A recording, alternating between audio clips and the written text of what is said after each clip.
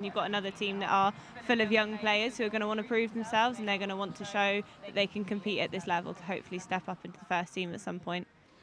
Obviously, with it being such a big occasion, how do you get prepared for this kind of game? I think you probably look at it as any other game. I think if you start to build into it and you start to feel like you put a little bit of extra pressure, people maybe crumble under pressure a little bit. So I think the message from both teams would be actually just treat this like any other game of football, stick to your principles, stick to your style of play, and don't actually overthink it.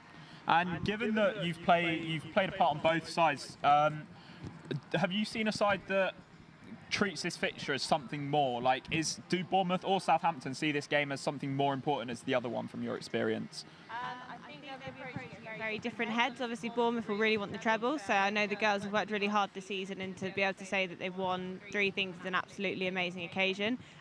The academy team will obviously want to stamp their mark, and like I said earlier, they'll want to prove that they can compete with players that are already playing in senior football. So I wouldn't say that it's necessarily more important to either, but actually what they're wanting to get out of it looks very different. And I think you've got 2 local clubs, so they're all going to want to lift some silver at the end of it. Right. So let's move on to look a little bit more in depth into our 2 teams. The first one we'll start with is AFC Bournemouth, the reigning champions, as they will be looking to have won it for the 3rd time in a row. So we have for you.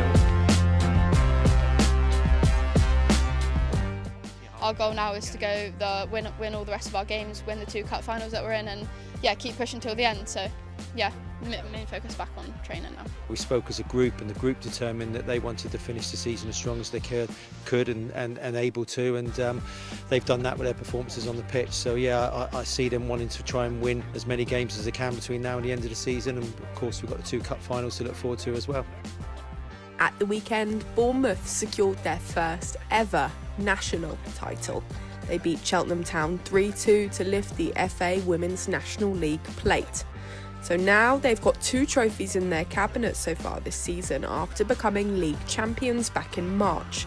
Steve Cuss and his side will now be looking to earn the treble. And as it's a repeat of last season's Hampshire Senior Cup final, the Cherries boss thinks he knows what he can expect going into this one. Yeah, we always know that Southampton, their academy sides are full of talented young players, and they're always good games. Technically very good, and I don't expect it to be any different. We've managed to come out on top. First time was a penalty shootout, and then winning it again last year, but we know it's going to be a difficult game, and we've got the challenge of having both finals within the space of 4 days, so we're definitely going to have to use the squads wisely across the 2 games. And with some incredible stats over this campaign, like going the entirety of the league so far unbeaten, and the team scoring 132 goals in all competitions, striker Jenna Markham thinks this win would be the cherry on top for their season. I mean, to win the treble as well as go win every single league game in this season, it would be a huge achievement. Like, I don't think we could ask for literally anything more this season. So we're all very excited for what we can achieve, but just making sure that we work hard and focus on every game as it comes. So, will Bournemouth add another reason to make it their most memorable campaign in history?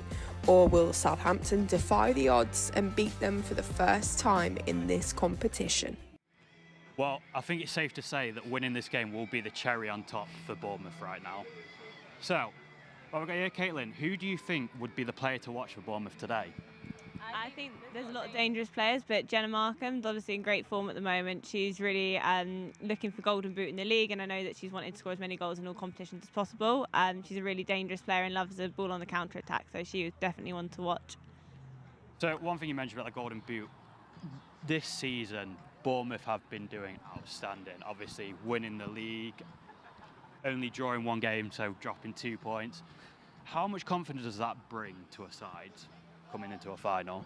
Yeah, I think it's massive. Obviously, in football, momentum is everything. So when you're on the winning streak, you know you've got your confidence up. I think Bournemouth are great with having goal scorers coming from loads of different places. So actually, you're not always reliant on one player. And if someone's in a little bit of a dip of form, you know that somebody else is going to step up. So I think the fact that everyone is really on the front foot and feeling confident is massive. Obviously, it's a thing where it seems to be ingrained in the club at the minute, that winning this trophy twice in a row.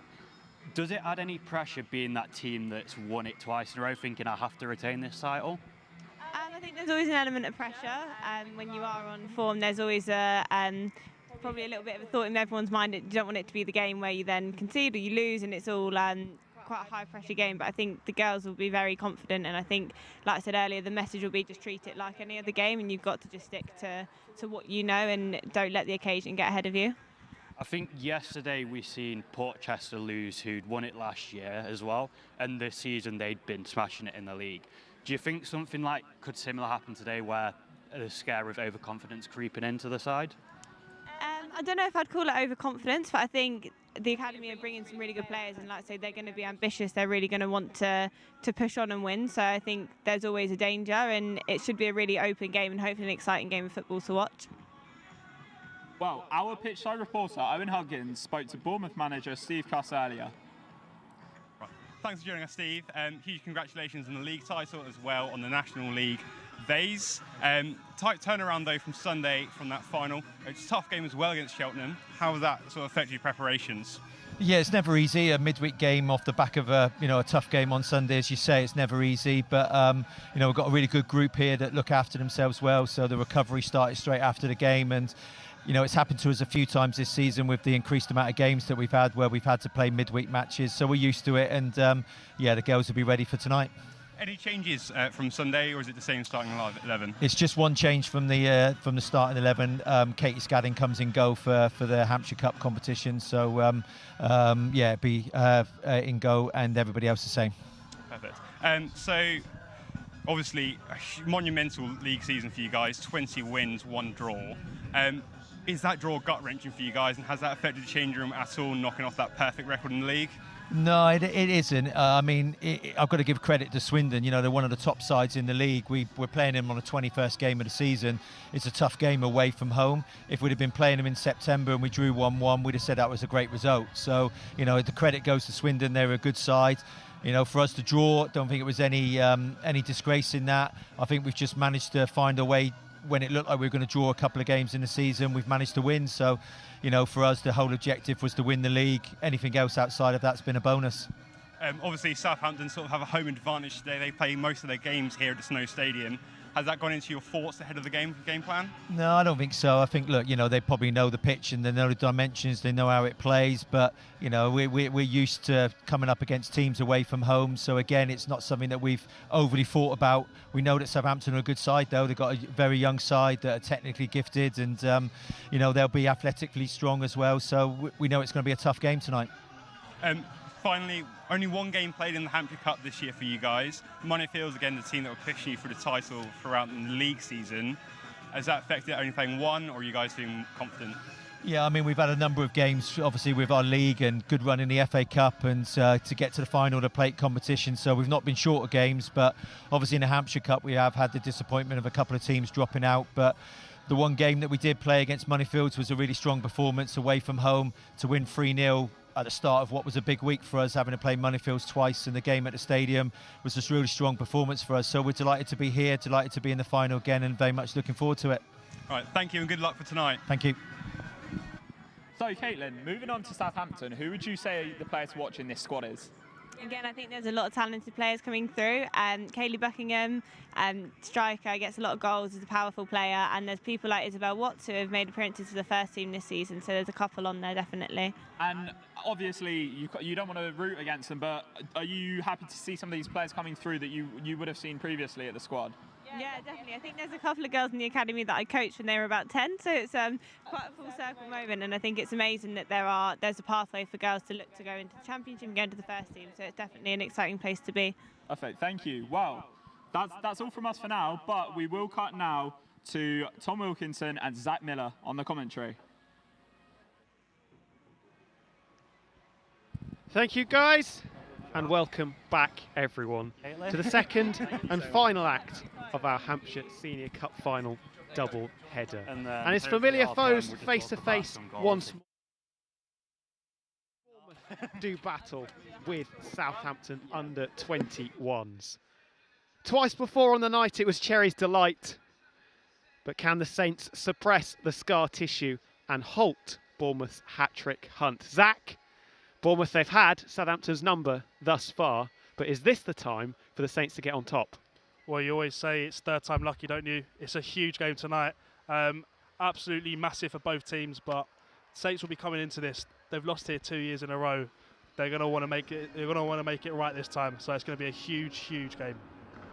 Going to be very important indeed for both sides, and they'll want to try and lay a marker down very early on. Here are the lineups for Bournemouth starting off, and only the one change from their 3-2 victory over Cheltenham Town recently, and it's in between the sticks. Katie Scadding coming in, replacing Erin Foley, and they'll be relying on the heavy goal scoring that they've seen in recent weeks and months. Jenna Markham with 5 goals in her last 5 appearances, but they can also rely on Thompson, who scored in the final 12 months ago.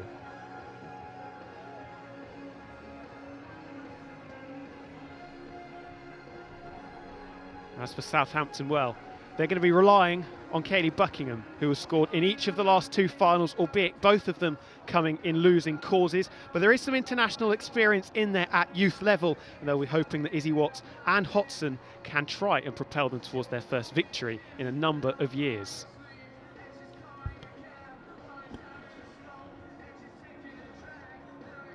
As we wait, with anticipation and perhaps for some a little bit of trepidation for the players, just standing, holding their ground in the tunnel as they look to follow what was a hugely exciting night of football 24 hours ago.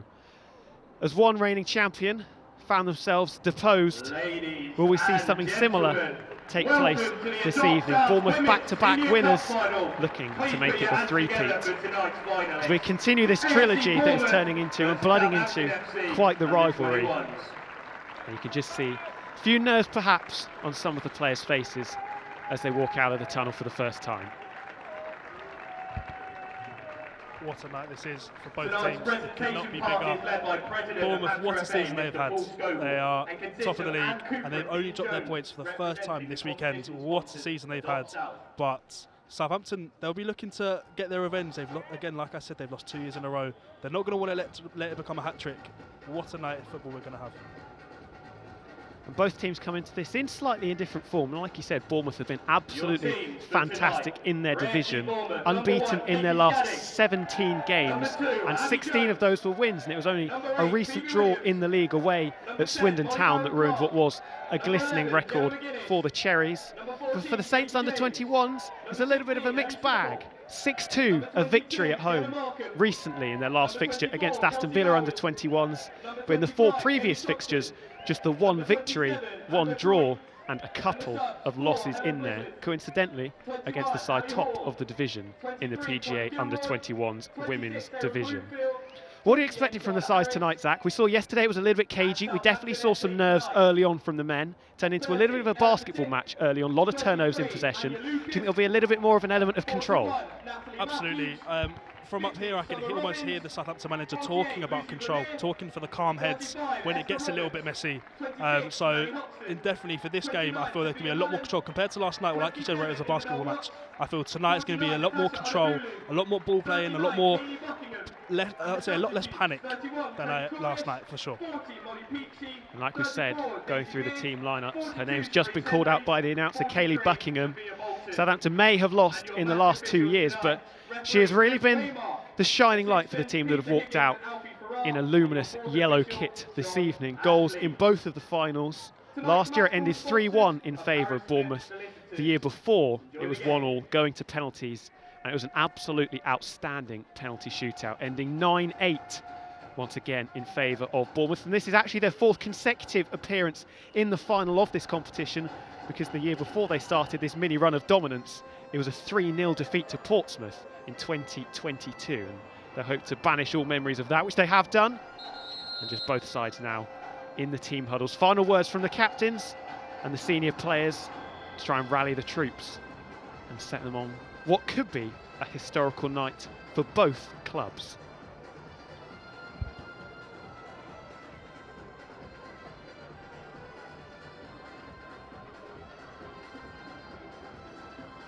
The all-important coin toss. Players debating which end they want to start at.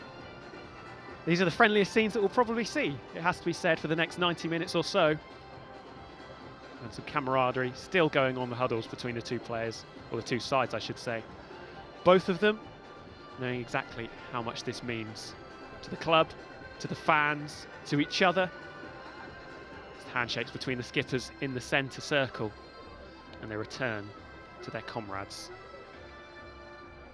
Linesman taking position, referee waiting for the final words to be spoken and drummed into the ears of the captain's crewmates as we anticipate what should be a cracker of a game and kick off moments away. Both sides in there. Lovely team huddle. Southampton with, well, a lovely bit of a show of strength there with a team holler and a team call as they now take places on the field. That's exactly what you want to see coming into a cup final. The team spirit up in good arms. So I have a good feeling about tonight. I feel like we're going to see a great game of football. I have got a feeling that tonight could be a very, very good night. It's Bournemouth with the kickoff, and we'll wait to see who can make the early inroads. How much will the early nerves take an effect on all 22 players on the field of play? The referee blows, most certainly not for the final time. And we do get underway with Bournemouth attacking towards the left-hand side. And already making some nice little inroads. Ball across, and that will be gracefully clutched to the chest of Petit in goal. And, well, within the first 10 seconds almost, we've had a shot on goal. It wasn't particularly threatening. And now it's going to be a game of chess, you would imagine, early on, trying to get a little bit of control, trying to work out the tempo, the early sparring matches, and the early jabs thrown between all of the players. Bournemouth with a little possession down this left-hand side, but Southampton do well to win it back. Driving forward now down the right-hand side. And it is the star player Buckingham. Crossfield ball into the box. Uncomfortably dealt with, but eventually the Bournemouth centre-halves managed to gain control of the situation and countering from the counter-attack. Great play that. Superb football. Another cross thrown into the box. We saw a lot of crosses yesterday in the men's match. I wonder if we'll see similar tactics employed. That one not finding its target. Maybe just waiting to find a bit of range down this left-hand side again. Success for Thompson, who scored last year. Absolutely, well, in acres of space in the box, but a bit of a mix-up. Didn't quite manage to get control of the ball.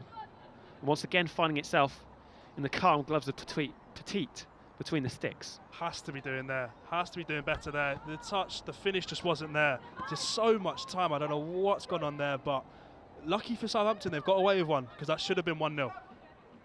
Yeah, I think it was Molly Barron-Clark that couldn't quite get the ball under control. But matters not, because Bournemouth still have some possession. Haven't seen too much from Southampton so far. Had that little counter-attack where Buckingham was involved, whipping a ball into the box. Nice little bit of link-up on this right-hand side. Deflected cross in. Headed but not particularly comfortably away in the Southampton area. Now playing it inside, finds Barron-Clark again out onto this right-hand side. Will they aim and take fire? They do, but that is a comfortable stop for the player in between the goalposts. Great start from Bournemouth. This is exactly what the manager would have wanted. Quick, energetic start. Getting the shots off away early and testing the goalkeeper. It's exactly what you want when you come into a cup final. You don't want to start slow. 100%. You want to try and get a little bit of early control. Stamp your authority on the football match. And this is a searching ball, trying to run in behind. Bit of shoulder barging going on, and that one's seen out into the stands for the first time. Getting rid of making absolutely sure of it.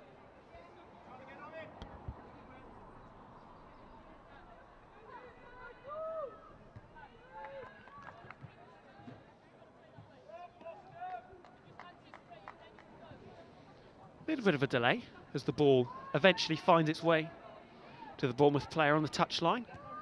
Successful throw. Saw a lot of poor throws from Stoneham and Porchester 24 hours ago.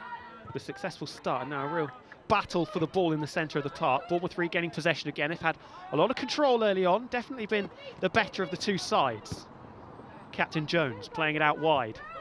Finds Thompson, calls for the ball to go out, but the referee not interested. They double off on Markham on the left-hand side. Back into the centre, back out wide again. Lovely link-up once more. A little bit of confidence on display early on from Bournemouth. The Captain Jones getting involved very early on from the fence. Ball goes in. Bit of a kerfuffle off the ball, and that hasn't been successfully kept in on the far side. And that will be a goal kick for the side in yellow. There were hands on her though. I must say there were hands on in the box. They have to be careful because if the referee sees that, they could pull it up for a penalty. They got away with one. I don't think it was a foul, but any more aggressive, that could have been a penalty easily. Yeah, you don't want to end up getting caught short by that and making an unforced error early on and giving your opponents a very easy opportunity to get on the scoreboard early in the game. Poor goal kick, and the ball finds itself to the feet of a Bournemouth player. Battle going on as Southampton tried to regain possession, successfully doing so. Slipped through the centre, but just takes a little bit of a deflection there. They've still managed to regain control of the ball though. Truick a little bit loose in possession at the back, sliding out. And that's a lovely tackle, yeah. A little bit messy maybe in defence from Southampton in this early stage, just trying to settle the nerves. Bournemouth definitely have had more of the ball. They've been a little bit slicker in possession, and they've got their first goal kick of the game. Still less than 5 minutes in. I feel like we've seen quite a lot of action so far. Definitely a better start than yesterday. Both teams seem to really be going for it. Southampton not afraid to break quickly from the back, but Bournemouth are putting a lot of pressure high up the pitch, winning the ball early, giving Southampton not much time on the ball because you know they're going to want to play out. But superb start from both teams. The goal kick finding its way into the Southampton back four and trying that long ball forward that was unsuccessful. Bournemouth backline very, very tall. In particular, Truick, who is going to be very threatening in the air. Lovely ball through, takes a deflection off Watts at right back, but it's still with Thompson now on this left-hand side, making waves in the box, but it's a tame effort from just inside the penalty area. And another easy save for number 30, Petite, in between the sticks. Charged down a little bit there by Markham, who was trying to steal a march as the goal kick was taken.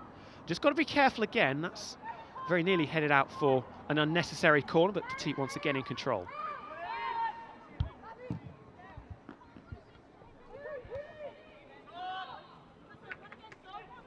Battling very hard in the centre circle, and that will go out for a throw-in for the side in red and black. I think, well, the Bournemouth coaching staff will be delighted with the maturity, I think is the best word to say, how they've started this game. They've started it on the front foot, minimal errors so far. It's been Southampton that have had to take risks really to try and win the ball back and then create opportunities. I think the word maturity there is the perfect word to describe what's happened so far. You can tell the age difference may be a factor here, but they've just started more composure, winning the ball early and giving a lot of pressure onto these Southampton under-21s. You can see Jones at the back as well from left back, really trying to control the troops and cajole everybody early on, trying to stamp their mark and stamp their authority on the game. But that's a loose touch from Thompson, an opportunity for a counter-attack now for Southampton. Trying to wriggle free and successfully done so is I think it's Udevol on this right-hand side. Yes, it is, cutting inside now, driving towards the centre of the pitch. Will they try the cross-field pass? Well, I think just trying to do a little bit too much there, loose in control of the ball. Still finds its way to the feet of Southampton, but a wayward attempt at a pass. Takes a deflection off a Bournemouth player and will go out for a throw.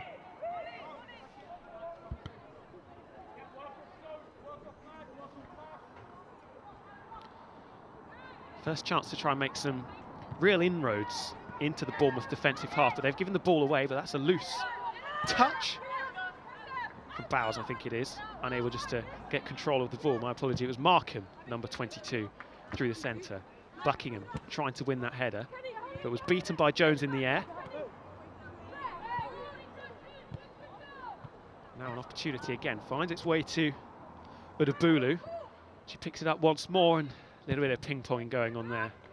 Great now smashed forward, and Markham, well, I was going to say she's a deadly assassin, but an excellent tackle, and a critical tackle as well, because she was off, she was away, and that could have very easily been an opportunity to make it 1-0. Buckingham on this right-hand side, trying to fashion an opportunity, not force the issue too early on. It's another throw for Southampton. Just started to get a foothold, not quite a stranglehold, but definitely a foothold in the game, seeing a little bit more of the ball, as maybe they just acclimatise to the surroundings. Getting involved, calls for handball, referee not interested at all. Roberts not particularly happy with the decision. And it'll be Bournemouth that have the set piece.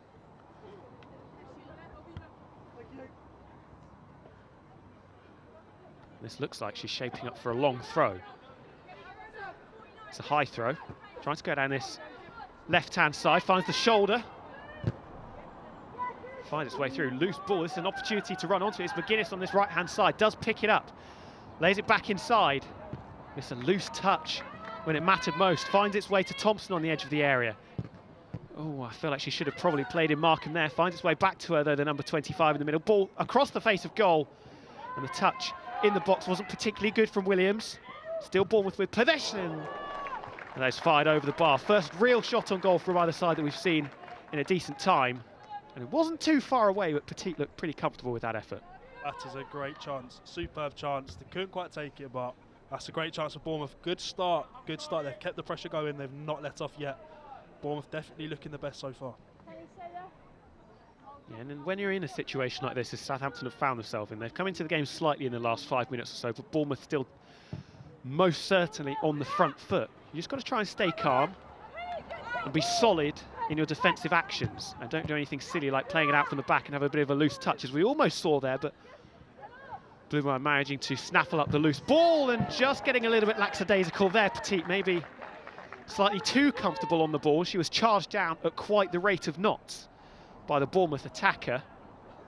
It was Striffle that was charging in, who scored in Bournemouth's last game, where they won the Women's National League Plate final. Striffle scored, Markham scored, Thompson scored, all three of them starting today, so pedigree for the trio. As they let's try and complete the trilogy for Bournemouth in this competition, that hat-trick of wins that they so desire.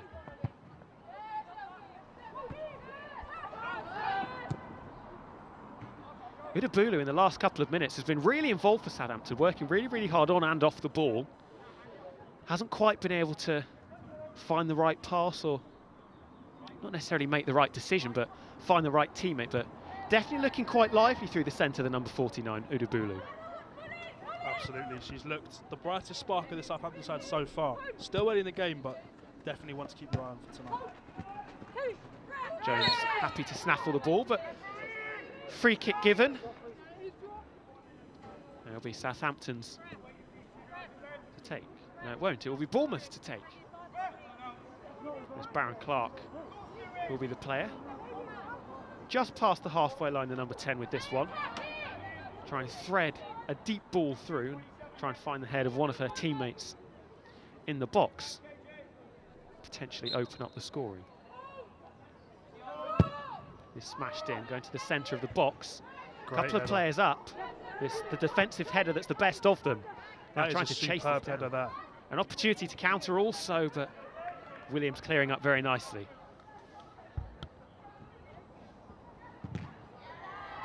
Keep trying these crosses from left and right, but deflected almost every single time. Does obviously lead to another throw in on the far side. Oh, jinks around really nicely. But the skill to try and get past for the second time is poor, but another deflection. And another throw-in, although this time it will be for the side in yellow.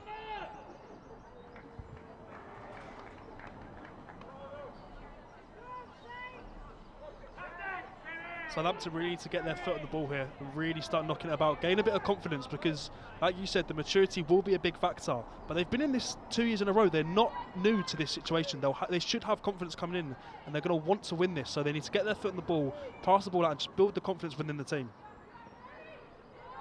Second throw in as many moments for Southampton. Wriggling through, and it's not quite going to find its way to Udabulu in the centre, but Southampton do still have control of the football. Buckingham, goal scorer in the past 2 occasions, trying to thread that one through, but that's going to be easy.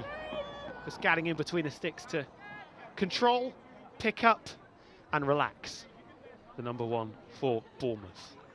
There's an opportunity for Udabulu to run onto it, who, like we said, has been very lively, in particular in the last 5 minutes or so. They can just try and find her with the pass through the field, as not the greatest goal kick that I've ever seen.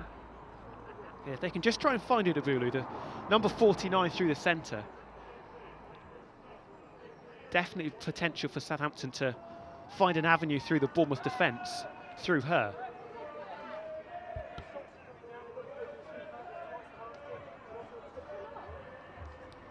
Southampton massive, making sure their voices are heard, not just by the opponent fans, but by the team as well. Great support, great support. Markham, does it find her on this left-hand side? Battling very, very hard with Watts. Comes out on top. Bit of a coming together between the two of them. Advantage played. Finds Baron Clark. Now on this right-hand side, tame effort at goal, it has to be said. I think it's Stripple over there on the right-hand side. Just fired it straight at Petit in between the sticks. And for not the first time tonight, a very comfortable save for the Southampton goalkeeper. She has to do better. She simply has to do better. That is an opportunity of a lifetime. Any forward player would want an opportunity like that. She has to take that. What a chance. And you've got, if you're Southampton, you're going to have to take your chances as well, because Bournemouth at one stage during the season, as that'll be a foul in favour of Southampton, went 1,000 minutes without conceding a goal. That is quite the task. Obviously, they have conceded recently, conceding 2 in their last game in the cup final against Cheltenham Town, and then also away at Swindon Town in Division 1. A little bit of debate here, as I think the player on the turf may need a little bit of treatment, so a slightly prolonged stoppage period. But from what we've seen so far, Bournemouth definitely look lively, but we've seen a couple of opportunities for Southampton to try and break through. We just haven't quite seen the killer instinct from their most creative players. If they can get that final pass working, they seem to hit him on the break a lot, and especially the centre forward has a lot of space in this front line. So if they can get the final pass right, they'll have a chance, but they need to take the chances. Yeah, and it's Hoxton that went down, just caught there by Treweek. And she does look in a little bit of pain on that left leg, I believe it is. She is up now, thankfully. And fingers crossed we'll be able to continue without too many concerns. It's just going to have a little bit of time off the pitch. So for the moment, at least, Southampton will be down to 10 for a couple of seconds. Which is an opportunity for Bournemouth, but they don't have possession of the ball, and it's Southampton with it in the centre circle to maybe try and make something work.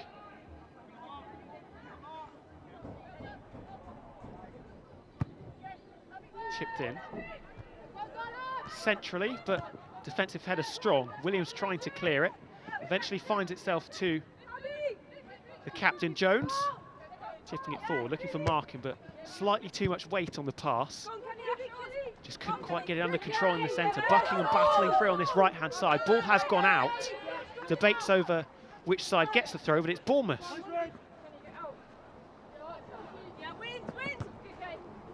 Well, that from Buckingham. Working very, very hard, both players, or both sides, I should say, to try and find a bit of control. Big shove given into the advertising hoardings there. And it's Roberts, who's not particularly impressed her opposite number with their actions there. It'll be Bournemouth with the throw-in on this near side. And an opportunity, free kick I should say actually on this near side, just inside their own half. It'll be Captain Jones to take it. Whether they go short, haven't really got too many options short, so I would imagine this will be floated in. Trying to find someone, doesn't quite reach the penalty box. But it is picked up in the centre. Nice left-hand side. Ball breaks free. Williams can't quite snaffle up that loose ball. Baron Clark with the header. Forward looking for Stripple. Taken down by Williams, but the touch was poor. Looking out for that left-hand side. Trying to find Watts, I think it was. He was just angling for a run in behind. Southampton regaining possession. Bournemouth having it again once more. A couple more turnovers in the last couple of minutes. And as I say that, we see one more unsuccessful pass, trying to place it through to find Markham, who, of course, like we said, has 5 in her last 5 games. Slowly started to get a little bit more fight in the game. It's, especially with that foul just down near the near side between us. It's getting a lot more fighty. I think people are starting to really, really want to win this. Bournemouth trying to take it to the byline, but dispossessed. Nice bit of skill in the centre of the park. I think it's Hodgson running down this left-hand side, doubled up, and they do a good job of seeing that ball out of play, the Bournemouth midfield. Super tackle, super tackle that. Putting a marker down, that's what you like to see. Absolutely, that's what is needed in this game, to show a bit of grit and determination to win this football match. Also puts an element of doubt in the player that you've just tackled, because if you go with a crunching, sliding tackle like that and are very successful in getting the ball and cutting out what could have been a promising attack. Maybe just puts a little bit of doubt in the mind, but Southampton have regained it, trying to ping one down this left-hand side, far left-hand side, but the pass wasn't quite as accurate as they would have been hoping for. I mean, it's now Bournemouth with the throw. It's just that final pass they can't seem to get right, Southampton. If they can get that right, they could be in here a few times. And that'll be the tension, you would imagine. The pressure of being in a showpiece event in the final. Buckingham playing it through onto this right-hand side, running onto it now. Taking it wide is Roberts. Ball played into the centre, but doesn't quite find Udabulu, who is waiting for it, begging for it. But a loose pass, a poor clearance. Found its way to Watts, Izzy Watts on the right-hand side. Unable to keep the ball under control, and Bournemouth have yet another throw-in.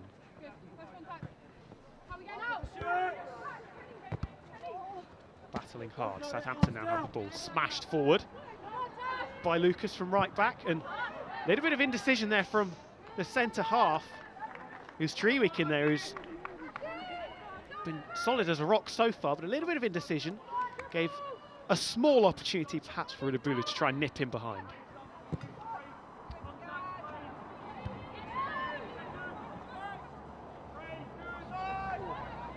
And again, it's Udabulu causing problems.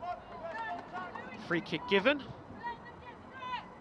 Udabulu again. We haven't seen too much from Kayleigh Buckingham, who of course scored in the past two finals for Southampton in losing causes, but it's been the 49 Udabulu who looked very, very threatening. Nodded on, escaping is triple through the back line, but a missed kick. Can't believe it. That was a huge opportunity, but Stripple striking clean air, thin air, and the ball just rolling into the hands of Petit. Now charged down by Stripple, but finds its way out to the Southampton defence. What an opportunity that was for the side in red and black. How many more chances are they going to want before they score this opening goal? That is a goldmine of a chance, but they couldn't take it again, and they're going to be kicking themselves if they go into this half 0-0. Should really do better, considering she has also got 4 goals in her last 5. We spoke about Markham, but Ellie Stripple in fantastic form as well in front of the goal. Williams couldn't quite get that ball under control. Eventually Baron Clark will pick it up. Now Stripple again with an opportunity maybe to run onto it, but Lucas was aware to the situation. Udabulu battling hard with Treweek. Baron Clark with it once more. She's been on the ball a lot, trying to unlock the Southampton defence, but that could be problematic. Is Udabulu running onto it and arriving as well. I think that was Watts on the left-hand side. Just that final pass again. If that final pass was just a little bit shorter, she was in, and that is a huge chance. But Bournemouth are getting the chances. Southampton could be having the chances, but they just can't seem to get that final pass. I'm expecting a card perhaps to be distributed here. No, let off by the referee, but that was loose. Just a little bit late there coming in and taking out the Bournemouth defender, and they will have a free kick in their own half. So it will be Treweek to take from deep. Defensive header is up but not away. Williams trying to get involved, finds its way to Thompson in the middle. We should go inside or outside. Hasn't got too many options, having to go back instead to James, who smashed that ball in. Lots of players arriving. The back post an opportunity, a little bit messy in the box, battling hard, a lot of players for it. Eventually Southampton somehow managed to see that ball out. An opportunity to counter now as well. It's on this far side. It was a good marauding run from Hoxton, but that ball just seen out of play. We're making some really nice inroads down that left-hand side. That's where, in the past sort of 3 or 4 minutes, we've seen Southampton have a decent amount of joy. Can I just say, Tom, that defensive header at that end, what a clearance that was. Without her there, I think that's 1-0 to Bournemouth. I know they've taken their chances, but what a ball, even better defending. Absolutely critical. We didn't really talk about the ball either, but from James, I think it was, the number 14. Picture perfect stuff. Almost found the head of one of her teammates, but Southampton doing very well to see off that little assault. Going out once again for a Bournemouth throw.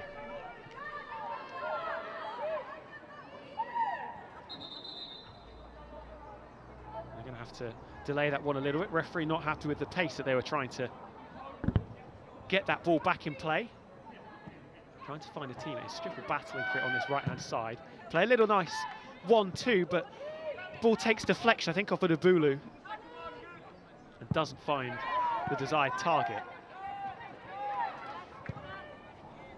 Ball over the top, searching for Markham.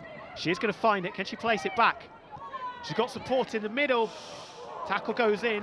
Save made. Wasn't really an opportunity. Was under a lot of pressure trying to put that one on goal. But Petit having to do the work in the centre and doing it successfully. She's been busy this first half, really busy, but she's had a lot of chances straight at her. Bournemouth will be, again, like I said, they'll be kicking themselves. So they go into this half 0-0.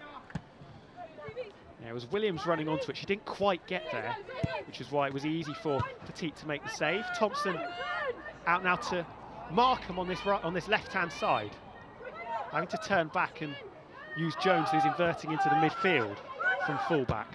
Ball over the top, trying the switch of play. The touch isn't particularly good in Southampton's defensive box, but it does find its way to Petit once more. And like you said, it's had quite a lot to do without being troubled too much.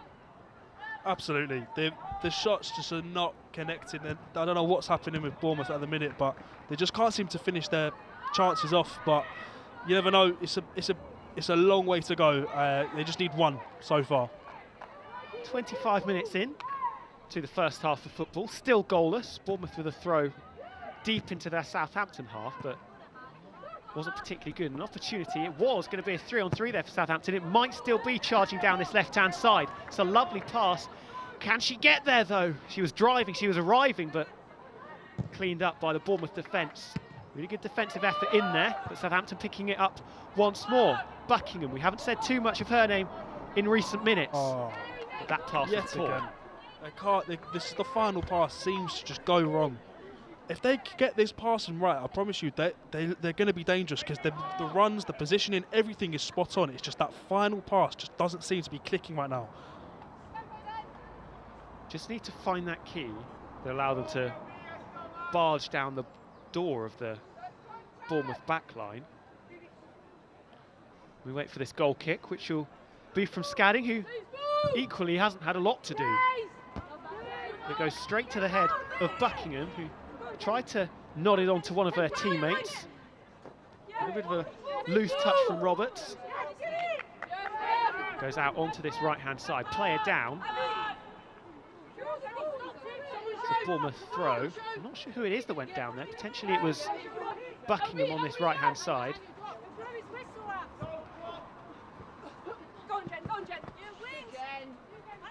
Southampton's still trying to win this aerial duel that's going on. Buckingham does well, once and twice. Now has full control of the ball, looking over the top for Adbulu. Trewick able to deal with that one in the air. Still Southampton in possession of the football, having to go back to go forwards perhaps. Down this left-hand side, finding opportunity, just about keeping it in. Playing inside, but the referee not happy with that, thinking it has gone out. Bournemouth will have that throw in.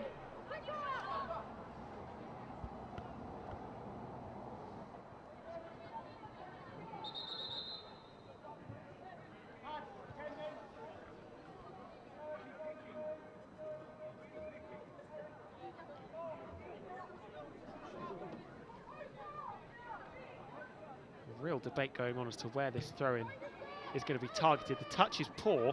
They're going to have to get their back garden in order here a little bit. Bournemouth under some pressure. Goes out for another throw-in deep in their own half. This one finds the target, trying to play it forward. Markham almost getting there, but down on the turf. So I think Matthews who went charging in. It is Matthews who went charging in to try and pick that one up. She did superbly well to win the ball in the first place. Real commitment defending that.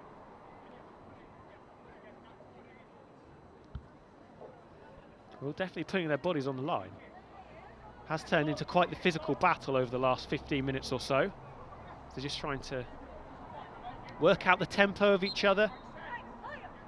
Try and find that little bit of control and, like we said, unlock the key to the back door. We will see them take the lead and break the deadlock. Smashed in by Southampton, but again, only finds a a Bournemouth player in the defensive box. They've still got control of it though, out onto this right-hand side. A bit of a trip there, and that will be a free kick in Southampton's favour. Second one in not too many moments, but this is significantly closer. Brilliant position here for Southampton. If they can take charge of this, it's a real big chance for them. Conversation going on as to what the defensive tactics for Bournemouth will be. It's Mallon that's over the ball on this occasion to fire it in from the right-hand side. Multiple opportunities, multiple options. You go near post, you go far post, you wait for somebody to be charging through the centre of the box. Completely unmarked, and really, from that position, should do better. Free header. She has to score. She absolutely has to score. They're not going to get a better chance than that this half. Wow, I can't believe that's gone wide. I don't know what happened there in the Bournemouth box, because there are about 3 or 4 Southampton players that were completely unmarked. They've regained control of the ball again. Just a scrappy few minutes here for the side in red and black. They do get it back now, and there's a little bit of space out on this left-hand side for Thompson to try and drive into. Playing the ball forward, can Markham get on the end of that one? Challenge is missed, take it to the byline, just about keeping it in with that left foot. Back to Thompson in the middle. Can she pick up on it? Under a little bit of pressure. To Baron Clark in the midfield. Go out wide to Captain Jones. Going back to go forward. You see Markham coming inside now. And the touch is poor, does find inadvertently a teammate. Great It doesn't. Go back to Markham and seen out confidently. Super defending. Did exactly, she dictated that situation. They're almost a bit reactive there, Bournemouth, to the pressure they were put under by Southampton, trying to regain a little bit of control. Buckingham smashes it into the shins of Thompson, and it'll be a Southampton throw. Although some discontent from some of the Bournemouth players about that decision, although it looked fairly clear-cut from this position. That throw goes in. Again, a couple of turnovers in possession. Stripple now on this left-hand side does really well to keep hold of the ball, but just under too much pressure there from Watts, who does really well to alleviate the attack that Stripple was trying to progress down that left-hand side. And making camp almost on this left-hand side. Buckingham trying to keep hold of the ball, going backwards and then smashed back forwards by Southampton. Kanuda Bulu manages to almost wriggle past Trewick. With Bournemouth regaining possession now on the opposite flank. Thought potentially about the cross from deep, instead trying to take on her opposite number. Now round the back, lovely little bit of play there into the middle. There's a couple of players there. Huge chance again. Header went over the bar, and it was over the bar by a decent amount as well. And Petit was not troubled in the slightest by that attack. 2 players to aim for in the middle. One of them found, but target was not.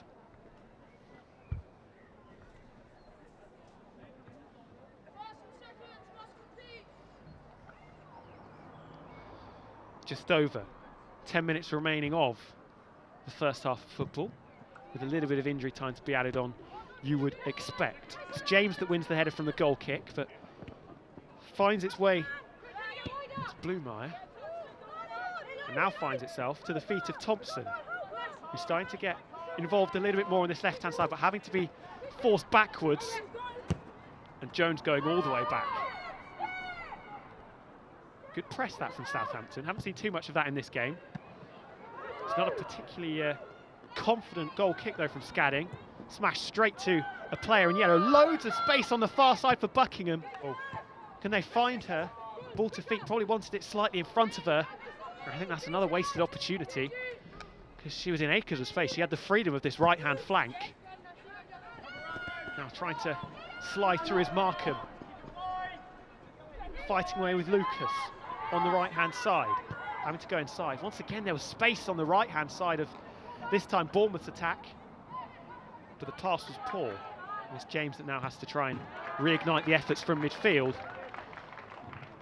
That goes out for a Southampton throw. Probably coming up to, what, 20, 25 throws in this game? It was similar to what we saw 24 hours ago in the men's final. A lot of throw-ins.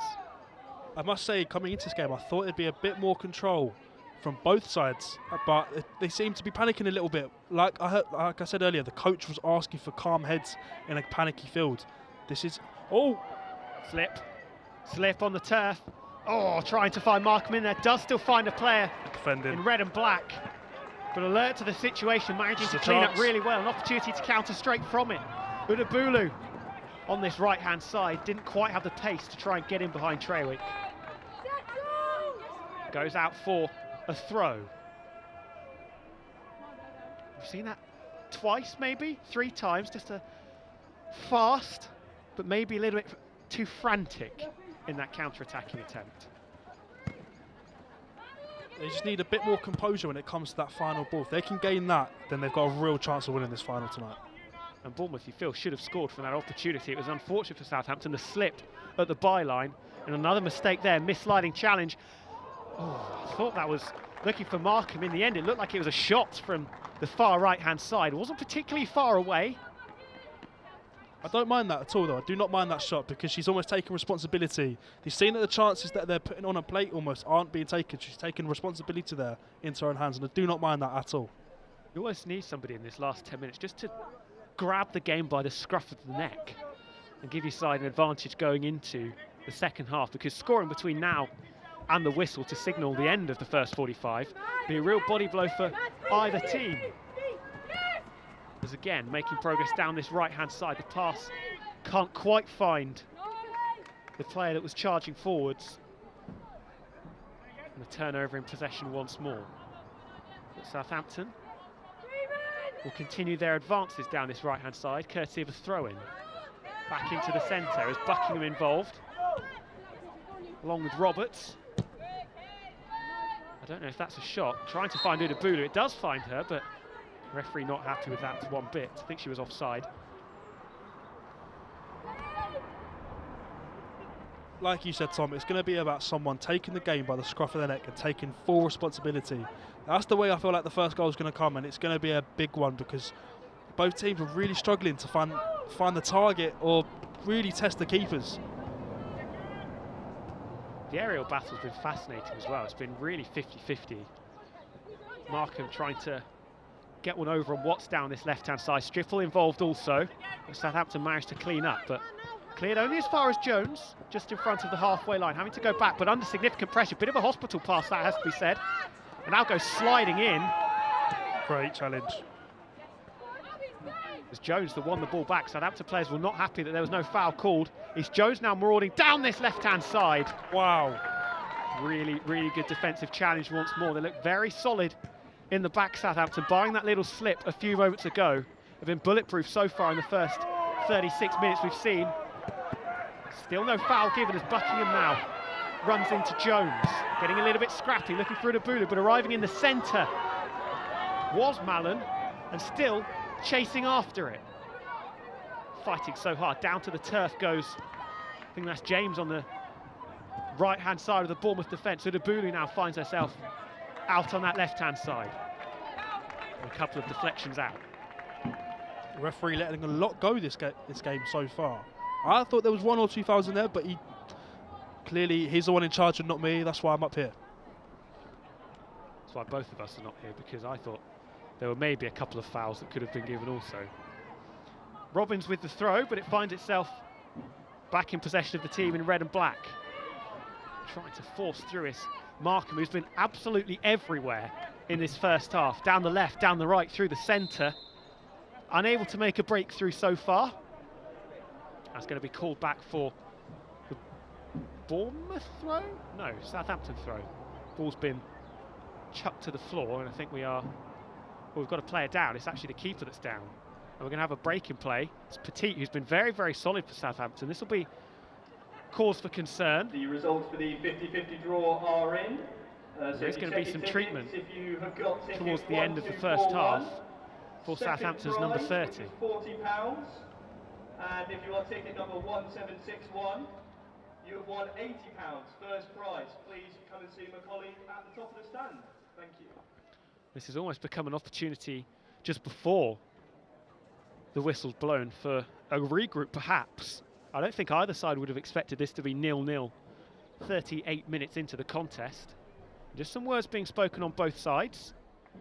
Adjusting the game plan, just trying to maybe tweak a couple of things. Obviously the managers from the touchline can have such a huge impact on the proceedings of the game. We see that so many times throughout the professional footballing pyramid. Petit still down in the Southampton penalty area, and that might be a change in between the sticks that could be called for. She has just got to her feet. I think we will be able to continue with no dramas. If they do lose her, I guess you can say it's the opposite of a petite blow if she comes off.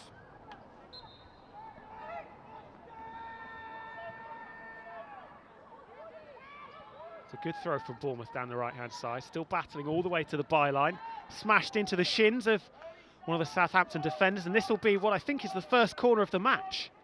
Which is surprising considering we're in the 40th minute, but this is the first opportunity from the byline to whip one in and try and find somebody arriving at a rate of knots and smash that bullet header and break the shackles.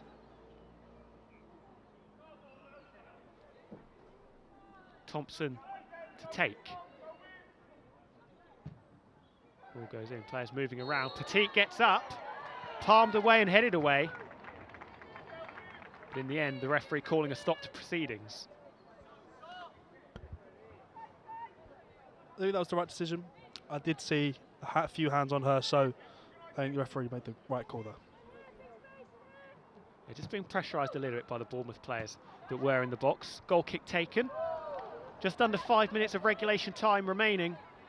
An ideal opportunity and an ideal moment for one of the sides to try and take the initiative and break this deadlock. Batting over the left-hand side, bit of a defensive error there, and Southampton have got a lot of free real estate to charge into now. Buckingham in the centre.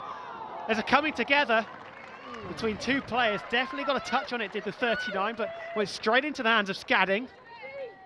Huge chance there. Bournemouth now countering as well. Markham trying to win that header. Sampson was in the vicinity also. Now it's Adbulu that has the ball on this right-hand side, becoming very frantic, very end-to-end. Ever since that little break in play, maybe that's something that the manager was saying, make it a little bit scrappier. Try and put your opponents under a little bit more pressure.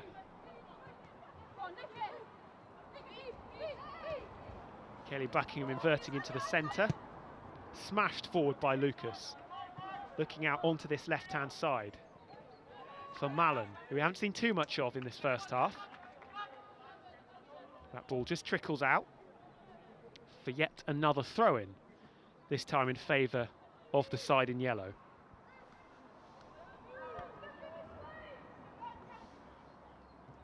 Not quite close enough really to try a long looping throw-in that goes high into the night sky.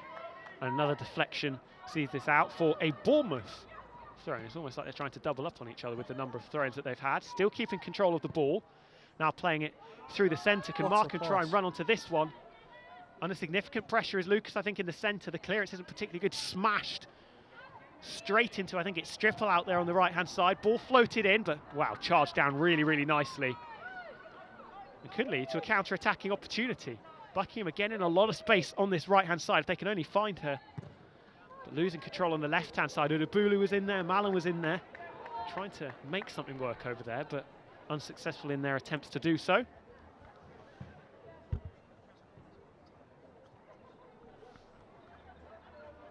Two and a half minutes of normal time remaining. We're expecting to see two further added on. Like we said, ideal opportunity to score. Thompson going back, having to do some defensive work to maintain possession of the football, and now a bit of a 4v4 situation here, but intercepted absolutely beautifully. And again, a turnover in possession. Started off with both sides exhibiting a decent amount of control. Lovely little bit of skill. And Bournemouth still keep hold of it. Baron Clark. Searching pass. Sampson's still quite deep in the midfield, rather than out on this left-hand side. Can't quite find Markham. Both players slipping, but Jones snaffling up the loose ball. Playing side. Referee almost getting in the way of proceedings. Bit of a 1-2 goes on. That is most certainly a free kick. It's Watts in there. Contact with Jones. No cards produced just yet, and a handshake between the players. I think the referee is just having a word with Watson. The yellow card is produced. But that's the first booking of the game. It's taken almost 44 minutes for it to occur, and this is a huge opportunity for Bournemouth. Free kick deep into the Southampton half. We've got Baron Clark and Thompson both over it. Thompson just wandering away from it now, so it's the number 10 looking to ignite the fire in the Bournemouth bellies late into this first half. Good defensive clearance once more in the Southampton box. Udubulu holding the ball up really well in the centre of the park. Had 3 players on her, and just as that fourth arrived, couldn't quite maintain control. Now a couple of nice interlinking passes on this right-hand side as Bournemouth, their turn to try and flex their muscles late on. We're coming up towards the 45th minute. If there's going to be a goal, it's going to have to be very shortly. Still out on this right-hand side, flag going up straight away. There was no chance there for James to try and continue that running behind. You've got to stay on side. You have to stay on side. What an opportunity again. They're going to be kicking themselves if this half-time whistle comes and it's still 0-0.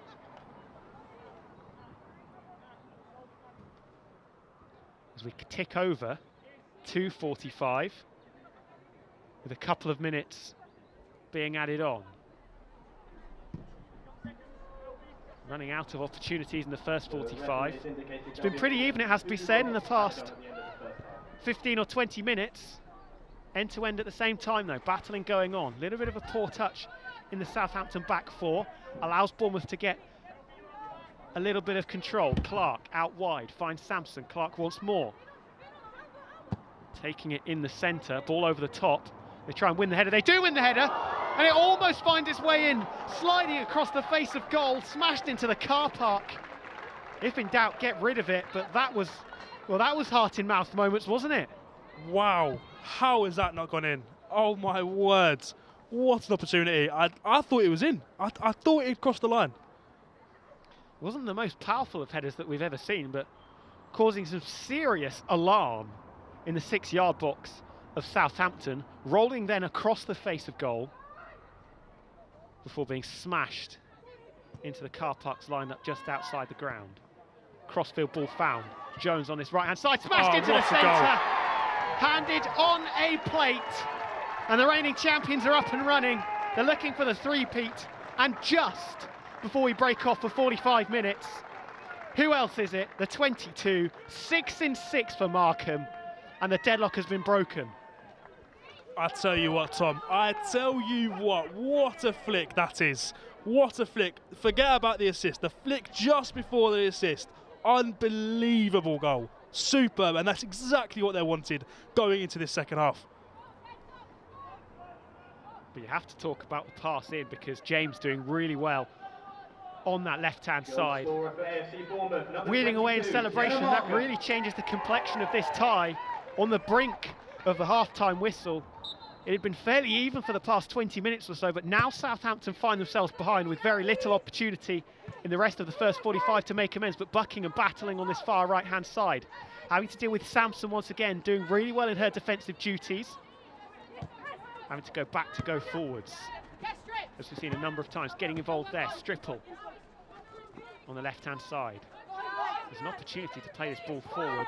Buckingham, though, takes it out of play. She hasn't quite had the killer instinct, perhaps, that we expected Kayleigh Buckingham. She's worked very, very hard. She's been all over the place, all over the field, but, like you said a number of times, just missing that final ball. And that is that for the first 45. Took a while for things to get going, but it's the reigning champions that are in the ascendancy, only by the one goal. And it's been very, very even in recent minutes. But Southampton, they worked very, very hard, working their socks off. So Udubulu have some opportunities. Buckingham was fighting very, very hard on the right-hand side. But in the end, it was Bournemouth breaking the shackles, and they find themselves one goal to the good at half-time. What you cannot do is you cannot knock the work rate of Southampton so far. And Bournemouth, to be fair to them, but Southampton coming in as the younger side, but you cannot knock their work rate and their desire to try and win this. maybe the quality's not quite been there with the final passes, but if they keep going, they will get what they deserve. And I feel they've given Bournemouth a game this first half, and it's been a great first half to watch, that's for sure. It has indeed, and the goal came from really the first piece of true quality that we saw from either side. James down that right-hand side, playing it in, and Marker with a lovely finish. And it takes Bournemouth 45 minutes closer to the hat-trick of titles in this competition, and that will be quite the record and quite the dynasty to leave behind. But we are going to head back over. It's been an enthralling first half of football. Southampton have to try and almost double up really in the second half to make amends for what's gone on, because as much as work rate and battling and desire only really gets you so far. Well, it's the first half that Bournemouth have wanted. Maybe a few more goals. They should have had a few more goals. With the chances they've had, they really should have had a few more goals. But they've gone in 1-0 up. They left it to the last minute, but they've gone 1-0 up. So that's all they can ask for so far. Leaving it late to do so, but that first half team talk for Bournemouth is going to be much easier than it perhaps would have been after the missed opportunities that we saw, spurned by the likes of Thompson, Stripple in there, Markham as well.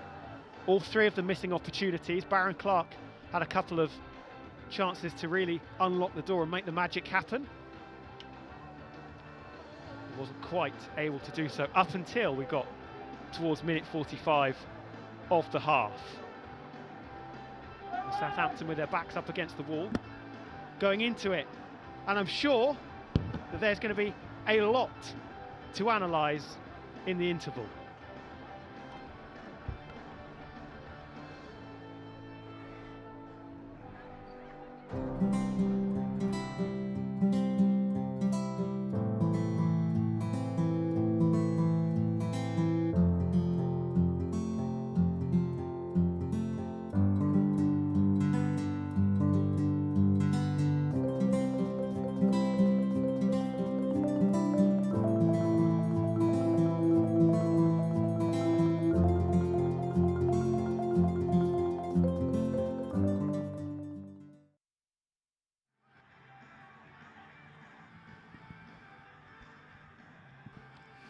So a cagey first half, but definitely some excitement right there at the end. So after that first, what were your thoughts on the game so far? I think cagey sums it up. Both teams are definitely trying to figure each other out a little bit. No one's willing to overcommit, so I think there's a little bit of sitting back and figuring each other out. Both teams are quite dangerous on the counter-attack, so they've got quick players. So I expect in the second half, you've only got 45 minutes. Obviously, Southampton are going to come out on the attack, trying to get a goal back, so it might shift the dynamic a little bit. Well, it was cagey. Definitely was a couple of good chances to start off with. First was a Southampton free kick just round here behind us. What did you make of that? It seemed very open defensively. Yeah, I think it's difficult. From what I could see, it looked like Bournemouth were trying to play a high line, which is great when it comes off. If you've stepped a little bit too late and then you've left people unmarked, then it's always a little bit of a difficult one. And I think player who had the chance probably would have been hoping to do a little bit better, but it definitely shows that Southampton have got like an attacking threat, especially from those set pieces.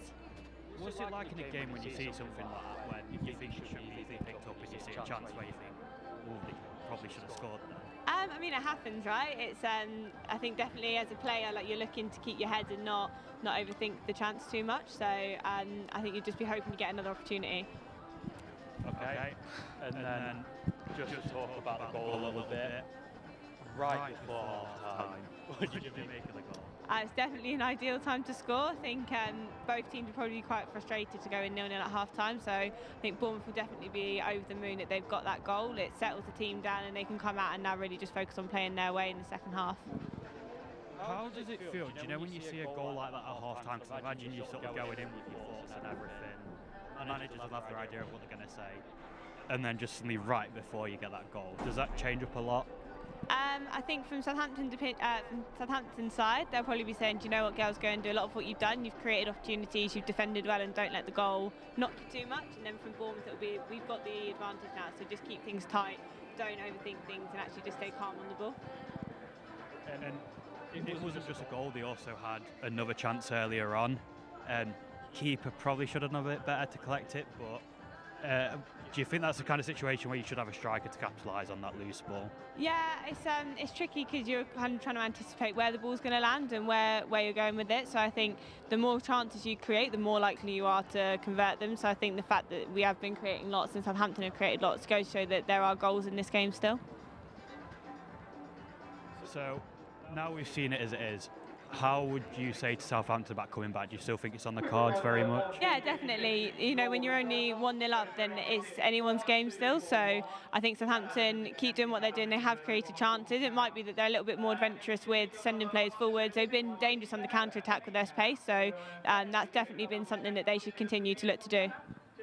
Well, as you were saying, it's been a cagey affair, but there has been one goal for Bournemouth so far. But let's have a look how both teams got to the final. A South Coast clash on the Solent as spring moves towards summer. A third instalment of this fixture. Will it be a box set trilogy for Bournemouth or heroic redemption for Southampton? Bournemouth high flying in the National League Division 1 South West.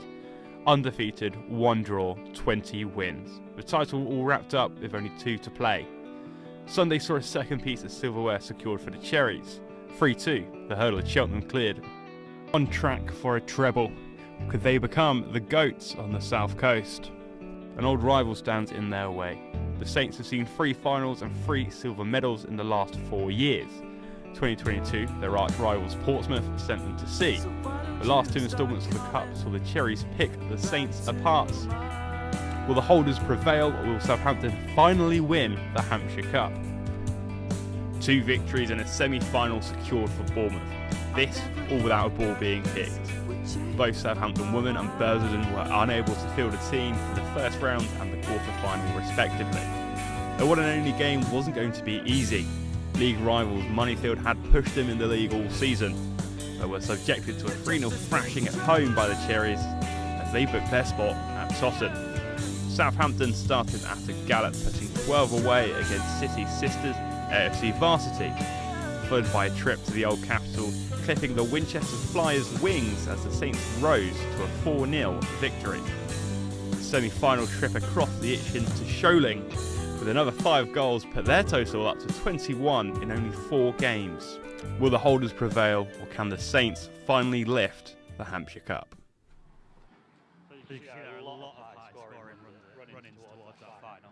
But now we are joined by Anne Cooper from Adopt South, the trophy sponsors for this. So Anne, nice to have you here. Hi. Could you just tell us a bit about what it is Adopt South do? Yep, so Adopt South are the regional adoption agency for Hampshire, the Isle of Wight, Portsmouth and Southampton local authority. So we find families for children in our region who have plans for adoption. And would you say there are a lot of kids that are waiting for adoption? Yeah, so sadly there is over 2,000 children across the country that are in need of an adoptive family. So at Adopt South we look for families for children that are in our region. So is it something that anyone can adopt? Yep, so you can adopt people from any background can adopt, people from different cultures, faith groups, LGBTQ plus community can adopt as well. So yeah, there's lots of different people that can adopt. What about for those that are interested in adopting? Would you need any qualifications or skills for that? No, you don't need any qualifications. What you do need is to have the qualities, so to be able to provide someone with a loving, caring home who can feel nurtured in their home, really. So just for anyone who's listening that may be interested in adopting, could you tell us a bit about what you have to do if you want to adopt? If you want to adopt, so the best thing to do is to go on our website at Adopt South and have a look and give us a call, really, or you can fill out a callback form so that we can give you a call back. Okay, perfect. Okay. Thank you very much for that. Thank you. And from one outreach product to another, it's not just yellow and red cards the Hampshire FA are giving out. They're giving out help across the Hampshire region, and I spoke to one of the team earlier. Thanks, guys. I'm here now with Kai Povey, the Senior Operations Officer at the Hampshire FA. Kai, could you tell me more about the corporate social responsibility? Yes, of course. So I sit as the chair on that group. We look to inspire people through football in the hope that other people in local communities will come back and play our game. So we have 4 corners of the CSR group, which is the community service, charitable giving, environmental and volunteering. And what are some of the other projects that you've been working on? Yeah, so we constantly have initiatives that we use through the years. So we've got food service hubs and food distribution hubs that we have our site down at Front Lawn, Portsmouth. We've got 2 charities that we support in our charitable giving area, which is the Havant and East Hants Mind and Young Lives versus Cancer, where we do fundraising for. We always look to try and introduce new initiatives by working with the local communities across Hampshire. And why is this strategy so important? Yeah, of course. So this strategy is just so important. It's very rewarding for our staff who can participate in it. So we offer 2 CSR days per member of staff, which they can take throughout the season. So last week we held a CSR day where we had some of our team at the Asian Welfare Cultural Association, which is an annual event where they provide food. Where do you see all of this going and the end goal of the strategy? Yeah, of course. So hopefully the strategy continues. We want to try and inspire clubs across Hampshire to take up their own CSR strategy. Most recently, we worked with Alton FC, where we launched our new strategy, Footballs for Schools. We encourage clubs, grassroots clubs, to donate footballs to underfunded schools, which we can then support. But obviously, we start that at home by donating some of the cup final footballs, following it to local schools. So yeah, creating a blueprint for local clubs across Hampshire. Thank you. And as we saw in the package earlier, we saw that Southampton played 3 matches in the tournament, whereas Bournemouth only had to play the one to get here. Does this tournament not feel as rewarding winning it when you have only had to play 1 game to get into the final? I don't know if it feels less rewarding. I think as a player and as a club, you want to go out and win as much as you can. So although the journeys maybe looked a little bit different, actually I think you've still got to win what's in front of you, and you can only beat what you've got. And if you haven't had to play those games, then there's an element of, yeah, you're fortunate to have got to where you are, but I think the winning the game tonight is the main thing, so that's what the focus will be on. Yeah. Well, as you can see behind us, the players are starting to come back out. So we are going to send you back to our commentators, Tom and Zach, to bring you the action for the second half.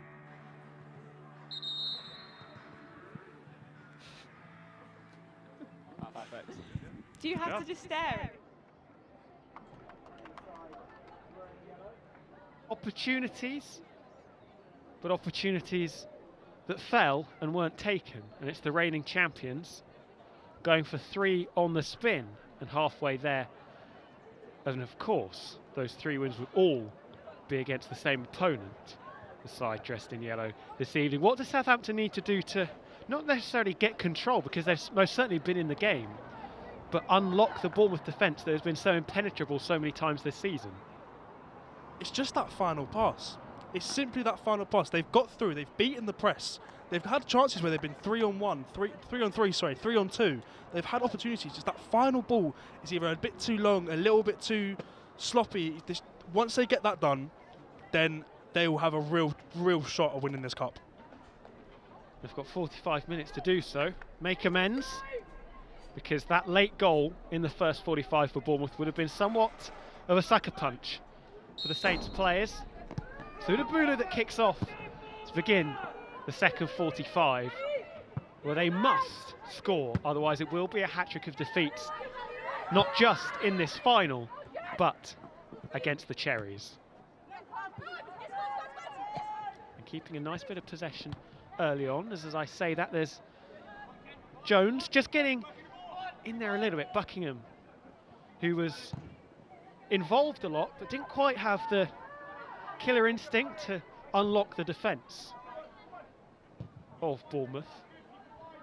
Shall we hoping to right the wrongs of the first half, you could say. Of course, scored in the previous 2 finals for Southampton, getting involved defensively there. Picked up now, trying to duck and weave in between the Bournemouth centre halves. An opportunity, and slip past the keeper. Hello, hello, hello. What a start to the second half. Parity found. And the Saints celebrating for the first time. That is what you call a striker's instinct. She saw the poor touch, she saw an opportunity, and did she or did she not take that? Wow. And we spoke that Malland had been quiet in the first 45. Well, what a way to kick off the second half. Is an excellent finish into the bottom left-hand corner, sliding it past Scadding. And that is the kick-starter they needed. And that just puts a few doubts back in the brains of these Bournemouth players that would have been feeling the highest of highs going in at half-time. And 90 seconds coming out from the break, Southampton find themselves level once more. I'll tell you what I loved about that goal the most. I think it's a celebration. Every single player, besides the goalkeeper, went up there and celebrated with them. That is a sign of a team that wants to win this. They're in this together and they know what they have to do to get the results. Stop it making a trilogy of wins for Bournemouth. We talk a lot about the dream start, but I think that would have been pretty close to it for Southampton. Trying to find Markham by the byline.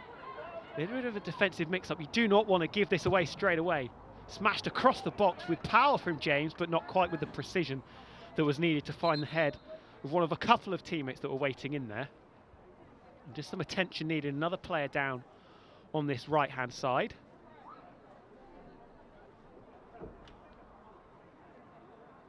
And there will be perhaps another stoppage in proceedings. There's Matthews, who was down. Thankfully, she has got to her feet. And on the opposite side, it'll be a throw-in for Southampton.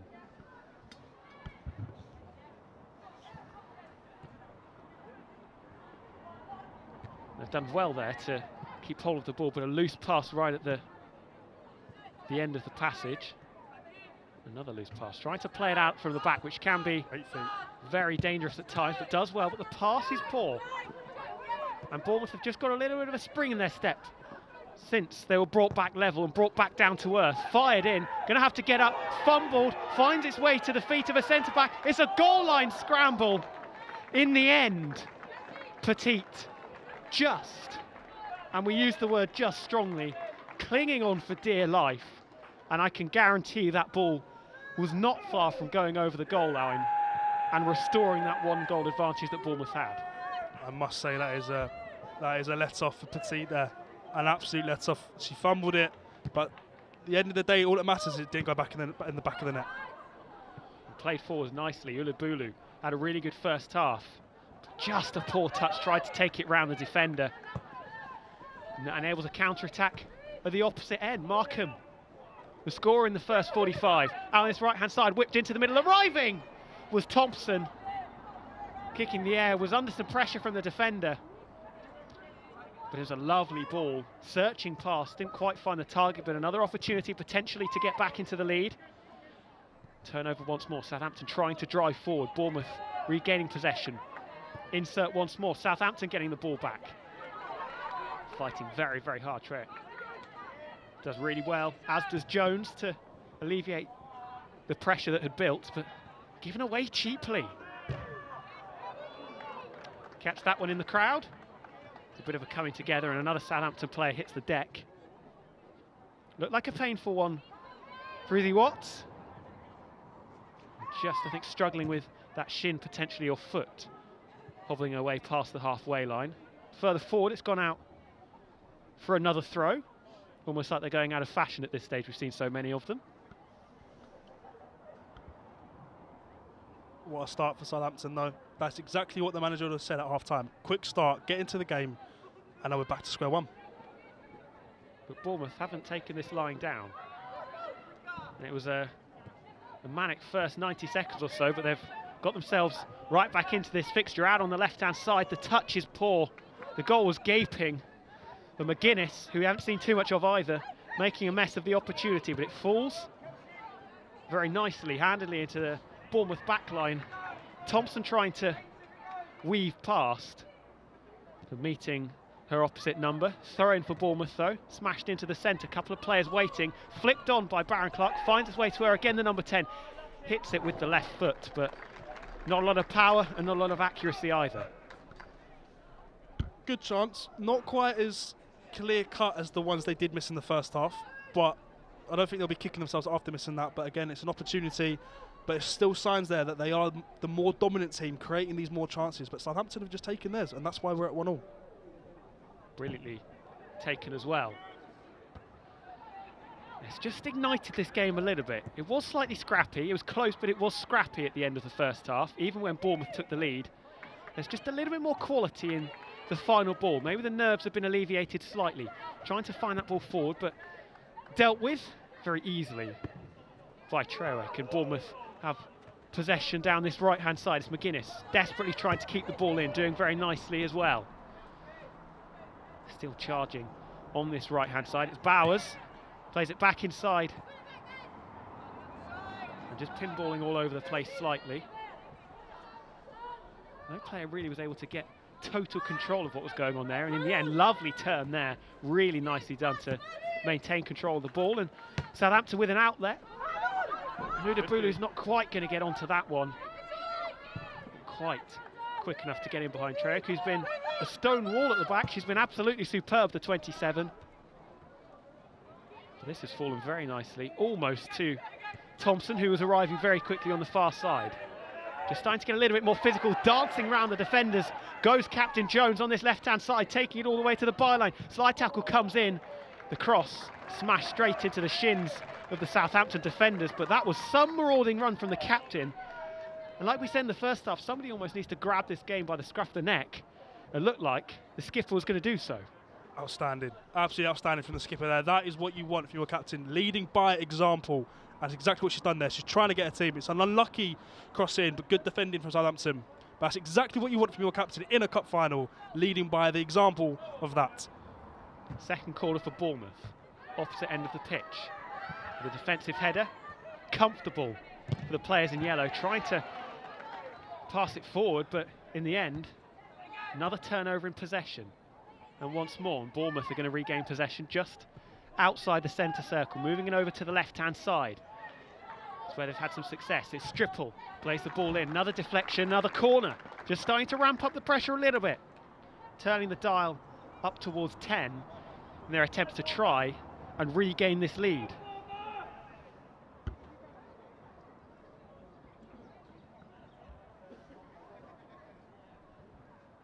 Definitely more pressure from Bournemouth after that goal. They've not taken it lightly, but it's a great opportunity. And there's the more corners I believe we've seen in this half than the first. Yeah, we've already doubled it. Ball goes in, back post, bit of a scramble, bit of a miss kick to boot as well. McGuinness trying to nip in and potentially fashion an opportunity, but in the end it was cleared comfortably by the Southampton centre halves. Bournemouth will have a throw on this far right-hand side. It was Markham to take, Bowers to take, sorry. There's a coming together right at the byline. Neither player particularly happy with what's gone on.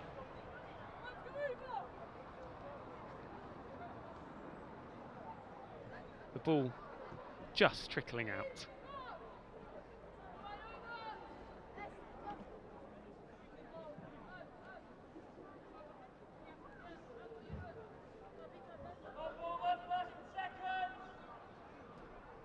Still hear the voices of the crowd, willing their players on. As we are back on level terms, level pegging. The header from Baron Clark out to the right-hand side and resulting in a Southampton throw. More head tennis going on. Baron Clark back with the ball to feet, trying to play that over the top to Thompson, but a little bit of a deflection. It's eventually going to find its way out to the 25. Which is going to have to go backwards surely unless he tries to jink around the outside of her opposite number. Ball played into the centre. Finds its way to McGuinness on the left foot perhaps, not trying to take the shot off. Eventually finds its way to Stripple. Excellent tackle. Absolutely outstanding. Clear-cut opportunity. And Stripple couldn't get the ball out of her feet because there was a Southampton defender arriving very, very quickly indeed. That's what you want in them cup finals. In the cup finals, you want players that come up big in big moments, and that was a big, big moment for Southampton. Down on the floor, we had a bit of a kerfuffle going on in the corner flag. A 2-on-2 situation, trying to find a passage out. It's Robbins that I think has just taken a bit of a blow as the physio makes their way on. We are going to have a bit of a stoppage in play, but what a 10 minutes we've had in this second half. The quality's been much greater, especially from the forward line, fashioning opportunities without forcing it through too much. It's led to a Southampton equaliser, but Bournemouth have had plentiful opportunities themselves to restore that 1-goal advantage.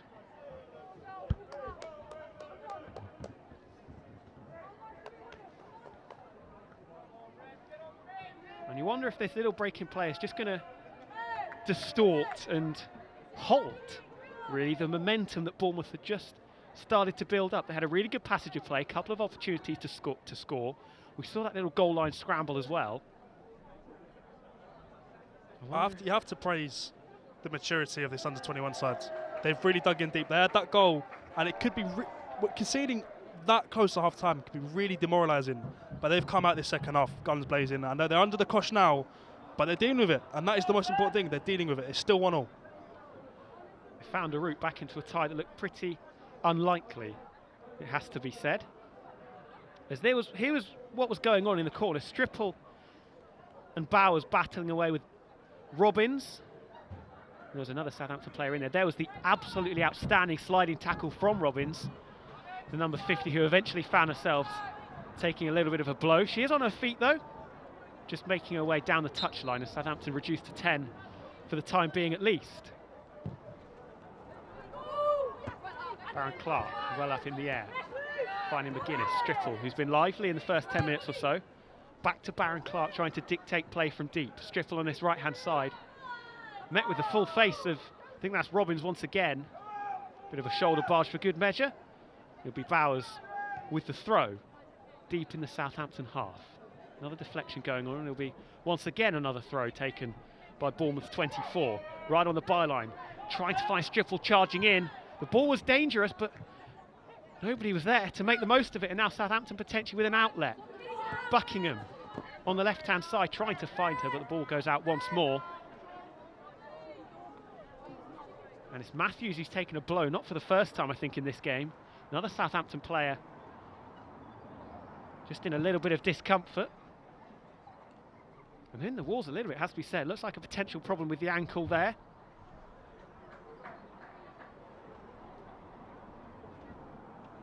I mean, you're not surprised really that we're seeing players picking up a couple of blows and a couple of knocks, because all of them working their absolute socks off.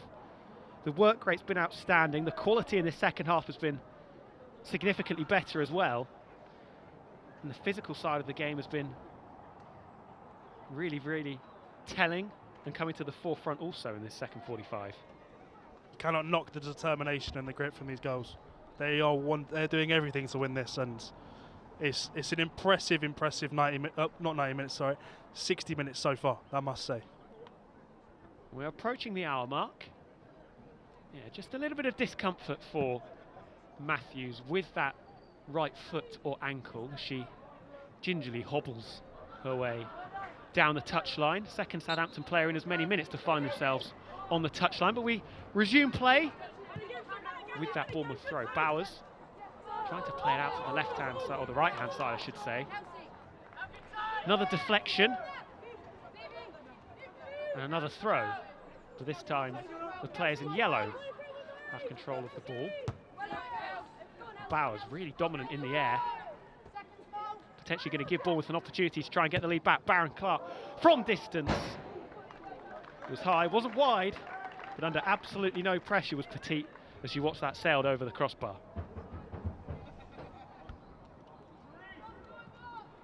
I don't mind that effort. I don't mind the effort. It's worth taking a punt. You never know. You don't. What do they say? If you don't buy a lottery ticket, you don't win the lottery. I do like that. Trying to break the deadlock, and also you're putting pressure on Petit as well with that long ranger. Got to make sure the keeper's wits are about them. Working very hard to maintain possession still. We saw a lot in the first half, things happening sort of comfortably into the halves of the two sides. What we've seen so far, especially in the last 10 minutes, a lot of action going on right in the centre of the pitch. That's not a particularly good clearance. Baron Clark again in a similar position, this time on the right foot, and it wasn't far away from the far post. Bournemouth number 10 creating a couple of opportunities there. As the ref blows. We are going to see the first change of this game, and it will be for the side in yellow. as Udabulu, who was really lively in the first half, is going to come off the field.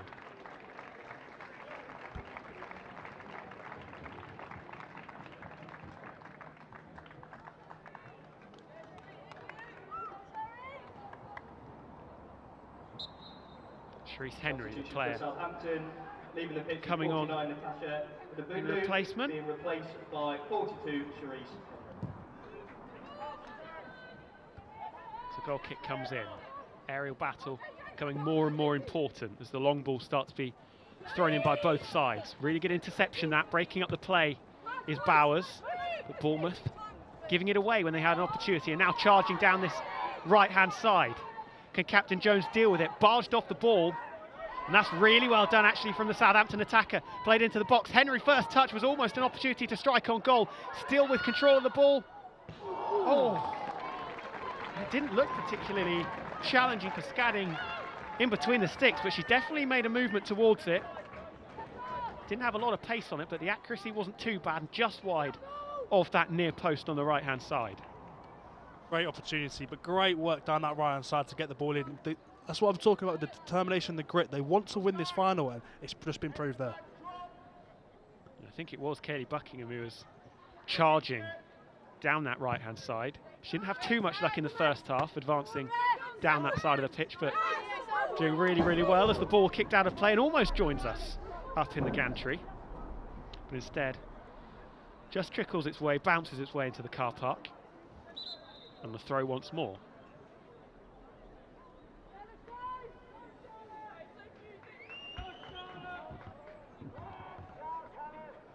We've actually run out of balls, so we need to have one delivered from the opposite side of the pitch, so that's not ideal at all.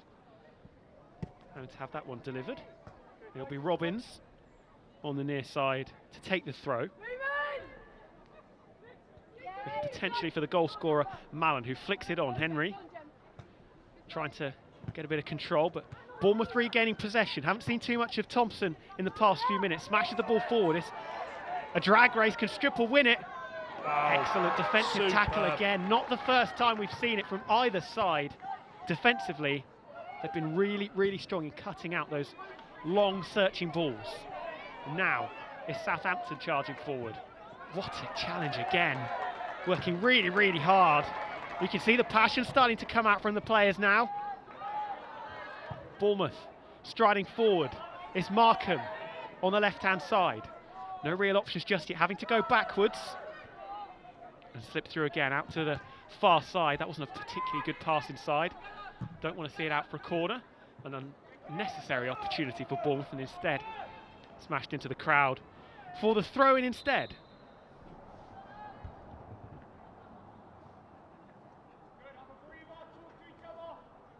Another change. And it is the captain that makes way. As Jones comes out. Leaving the pitch was number 2, Abby Jones, to be replaced by number 28, Charlotte Harris. A really, really good shift as the skipper. But is going to be replaced by Charlotte Harris, who have to live up to the standards that their captain set in that first 45, and then the subsequent 20 in the second half. I must say, a performance is what you'd want from a captain in a final. Really, really dug deep and wanted it. Just that you could tell she wanted it. Searching pass for McGuinness out on the right-hand side. Didn't find the target. Foot race once again, and this one's won by Southampton's goal scorer Mallon. Battling away with Bowles on the left-hand side. Trying to flick it past her, maybe through the legs. Ball goes into the middle. Henry was there.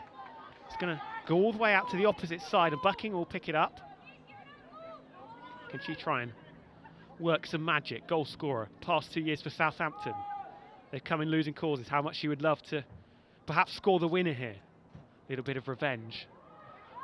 But that wasn't the smartest decision I've ever seen, it has to be said. Tried to force it a little bit too much there, and in the end just kicked it straight to a player in red and black.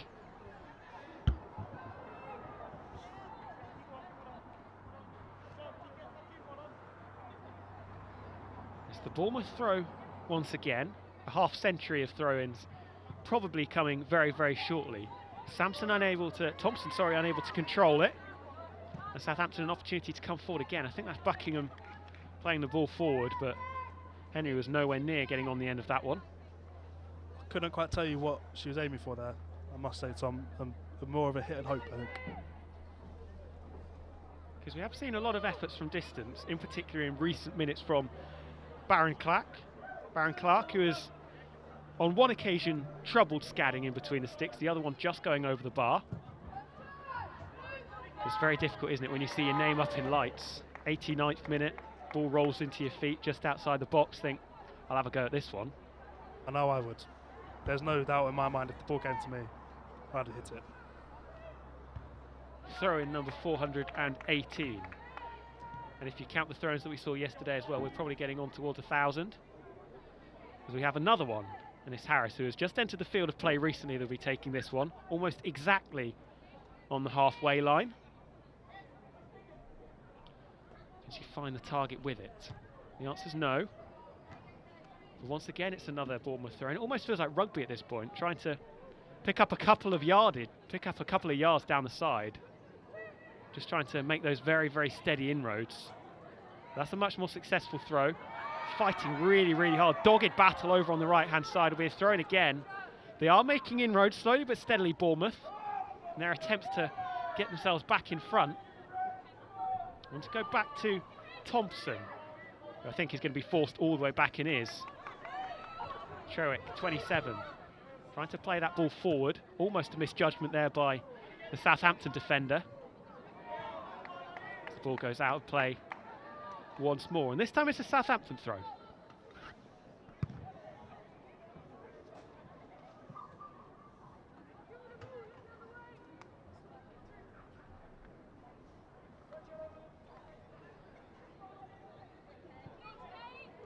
Southampton this time trying to play the ball across, but Bowers alerted to the situation.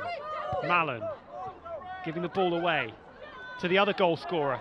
Tackle just unsuccessful, but does put Markham off and having to force around a little bit wide. Ball across, completely unmarked, was Stripple at the back post, but took a deflection beforehand. Baron Clark battling hard for it to try and regain possession. Fighting with Roberts in the centre. McGuinness trying to snaffle up the loose ball. In the end, it's shepherded out for a Bournemouth throw. I must say, Mackham did superbly well to stay on her feet. I thought there was 3 or 4 occasions where she could have fallen down, but she managed to stay up. It's unlucky with the cross. Poor touch from the long ball from... Oh, and a defensive mistake as well. Markham with an error, but that ball just control regained by Bournemouth, and it will find itself to the feet of Scadding, who again is a little bit lackadaisical, smashes it straight into Henry, and Southampton with an opportunity. A little bit calamitous at the back. On the right-hand side, ball's going to be floated in, arriving at the back post is Mallon, falls to the feet, and tripped over the keeper! 1-0 down, 2-1 up! How's your response now, reigning champions? Looking for the three-peat, but it's Southampton. What a second half of football, capitalising on defensive errors. What a finish! Clinical, the word that comes to mind. Player down with what looks to maybe be a little bit of cramp. I think a card. Was that a card produced as well? Couldn't quite see it. You can see them wheeling off in celebration, absolutely delighted. It was Mallon that was driving down that left-hand side, looking for her second goal of the game. In the end, the ball found itself perfectly to the feet of Hoxton. And all she had to do was lob it over the keeper. Easier said than done. Southampton was number 26, composure. Hoxton. Just to slide it over the top. And that was outstanding from Southampton. And backs now with 20 minutes to go for Bournemouth up against the wall. As there is going to be a couple of changes. Both sides making substitutions. Number 41, Natalie Matthews. As Matthews, who's been in the walls a little bit, will make way, but she's put in quite the shift as the number 41. Replaced by number 40, Molly I think some Peachy. fresh legs will be good as Molly Peachy comes on in replacement. And substitution for Bournemouth, leaving the pitch, number 27, Amber Is Treweek. coming off. Treweek has been an absolute rock at the back. Helen Blizzard. Helen Blizzard, who scored in this competition already, making her way onto the field as well.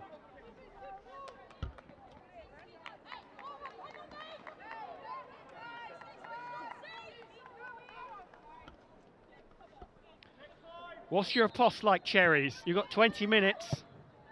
Otherwise, that chance of a hat-trick is well and truly gone. What a comeback in the second half from Southampton. Clinical, so clinical in front of goal. The two opportunities, the two real opportunities they had. Big battle going on, and this could be an opportunity to fight back straight away. Deflection will go out for a corner. It's Stripple making waves on our left-hand side. It's been very, very feisty in the second half, done really, really well.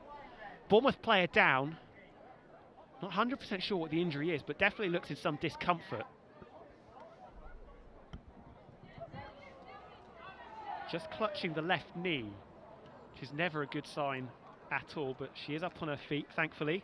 And it'll be Baron Clark to take the corner. And Bournemouth, they need some of these experienced heads now to come to the forefront, come to fruition, because they're trailing. This is a foreign situation for them in this final and in the season as well. Something they're not used to, but they've got to dig deep here. If they want to get away with this trilogy, they've got to dig deep. It's going to be a big 20 minutes for them. It's where you see what you're truly made of in situations like this. Aiming for the front post. It's going to be another corner as it was headed clear. Just got to try and apply the blowtorch a little bit more, almost force the issue, force the mistake as well from a Southampton player. And when you are 1-0 up going into half-time, you don't often find yourself 2-1 down 70 minutes in. As the corner comes through once more, Baron Clark again. This time goes to the far post but eludes absolutely everybody in the box. Thompson was trying to charge it down. Cleared well enough, but finds its way to Bowers. Now back inside McGuinness. Lovely little pass outside to Thompson, who's been all over the place. Ball going in. Wasn't a bad cross. Trying to find Markham, as that is smashed high and wide by James. Maybe a little bit of desperation creeping in there. Wrong decision there. I can see why she's gone for it. It's a final. You've seen your name in headlights, but wrong decision there. You're 2-1 down. You've got to keep the play going. 100%. And she was surrounded by teammates, so could have laid it off and just tried to keep hold of the ball. Because we haven't seen in the second half prolonged periods of either side keeping possession. It's Petit with the goal kick. Does find its target, but that header down falls to a Bournemouth player. The pass was looking for McGuinness. Doesn't find its target. Real battle in this midfield, becoming fascinating as Baron Clark falls over. The ball trying to be played through, but Bournemouth going all the way back to scadding in between the sticks. Great touch. Even better. Wow. Well, that's Buckingham for you. Bit of magic on that right-hand side. Came to nothing, but that was really, really impressive. Almost found herself in behind with a lovely little bit of skill. But now it's Bournemouth's turn to counter-attack. Is Stripple once again causing problems down the left-hand side. Couple of options, notably McGuinness at the far post in acres and acres of space, but they can't deliver the ball to her. Baron Clark having to go backwards. Do better there. Simply has to do better. And that is going to be picked up very easily. There's more changes being prepared by the side that now find themselves trailing. You have to feel that something's got to give at this point, because Bournemouth, you wouldn't say they've been particularly bad, but they have found themselves behind. They're going to have to arrest this little slide, as the Cherries are going to make a couple of changes here.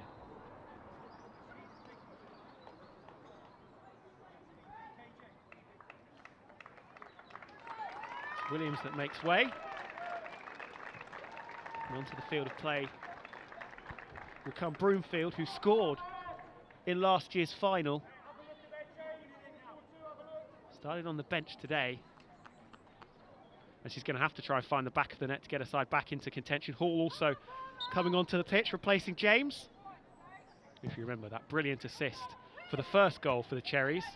Feels like such a long time ago there, and now it feels like Stripple is the main outlet. Trying to find McGuinness with a searching ball. It does eventually find its way to the feet of the number 11. Bowers charging, making ground on this right-hand side. Another superb challenge. Another excellent defensive challenge, as it will go out for a Bournemouth corner, this time on the near side. Bournemouth throw-in, pardon. On the near side, very close to the corner flag. Nodded on. Number of players in red and white in the box. Got to be careful here that they don't give away the ball, and they have done, but nobody really to play the pass to, left on her own, charges it down. Another Bournemouth throwing. And that's the commitment I'm talking about, the desire, the hunger to want to win. That is exactly what I'm talking about there from number 42.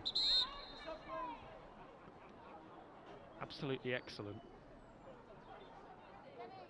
And that's what you need, especially when you're leading. You want to show that desire to try and hold on to the lead. The ball smashed in. And the substitutions will be made once again. Henry was just, she didn't have a lot of options. I think that was the problem. She found herself on her own, tried to almost hope that there was somebody to her left, and found out that the only players to her left were wearing red and black. To be replaced by number 43. Blumere makes way. Placed by Halton. The change is starting to be made. We didn't see too many substitutions last night in the men's final, so the manager's definitely willing to mix things up a little bit more to try and find the desired results. 13 minutes remaining. So we go back to another Bournemouth corner, or Bournemouth throw-in, I should say, in the Southampton defensive half.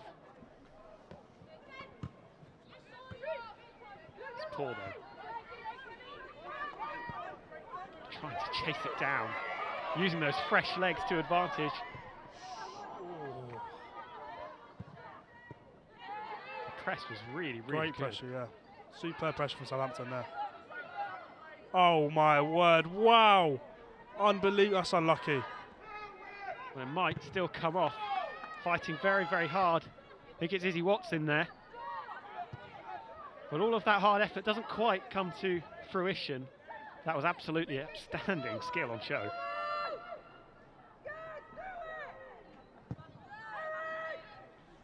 You just feel like if Southampton are going to get another, Henry needs a little bit of support. Battling through his Markham.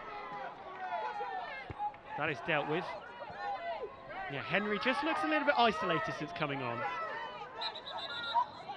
It's down on the turf. Another Southampton player holding the back of the neck. That's a nasty one if that is the case. We are going to have a stoppage in play. 78 minutes on the clock. There's most definitely been a coming together there. As it gives an opportunity for Bournemouth to regroup. Because boy do they need it in the situation they find themselves in. Just over 10 minutes to go, going for a hat-trick of cup wins. Oh, and it was actually a collision between two Southampton players. Buckingham making contact with Peachy, who's not been on the field very long at all. Just an inadvertent elbow in the back of the neck. That's not a very nice one.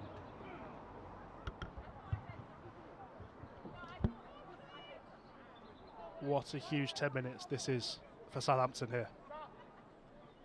Unquestionably. Huge for Bournemouth as well, considering what's at stake for them in their quest of the three-peat. We've said it so many times. And this is the most pressure that they've been under, not just in this competition, but this season so far in the league. 21 games played, 20 wins, and just the one draw that came recently. They're not happy with the position of the ball. The ref having to go back a little bit. Some serious debate going on, but we do get underway once again in the Bournemouth half. Long ball searching forward. Going to find Baron Clark, whose header is a little bit loose. The smashed ball, but again, Henry just a little bit isolated up front for the Saints. Can she try and charge this down, use those fresh legs? She got very, very close to doing so. Bournemouth once again regaining the possession, but that is a loose pass. An opportunity to try and break through. Almost, the pass was almost directed towards the wrong person. You wanted to be on this near side.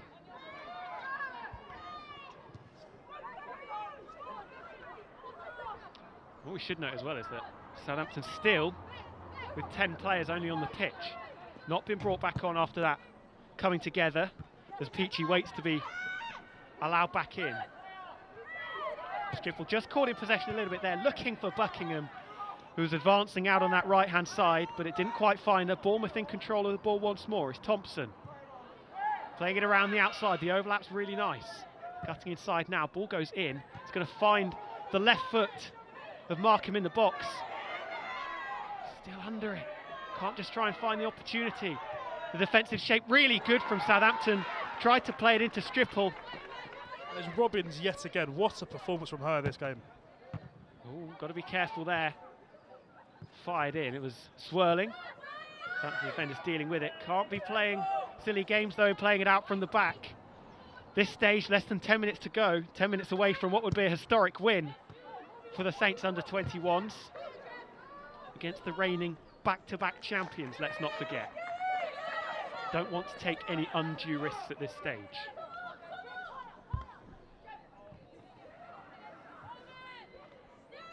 Still with possession on the edge of the Southampton box.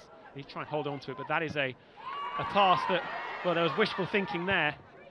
Bournemouth regaining the control. There was a little deflection in there. Managing to make up for the mistakes and scampering around the outside goes Thompson. Really, really good feet. Falls to Stripple. Oh. Excellent save.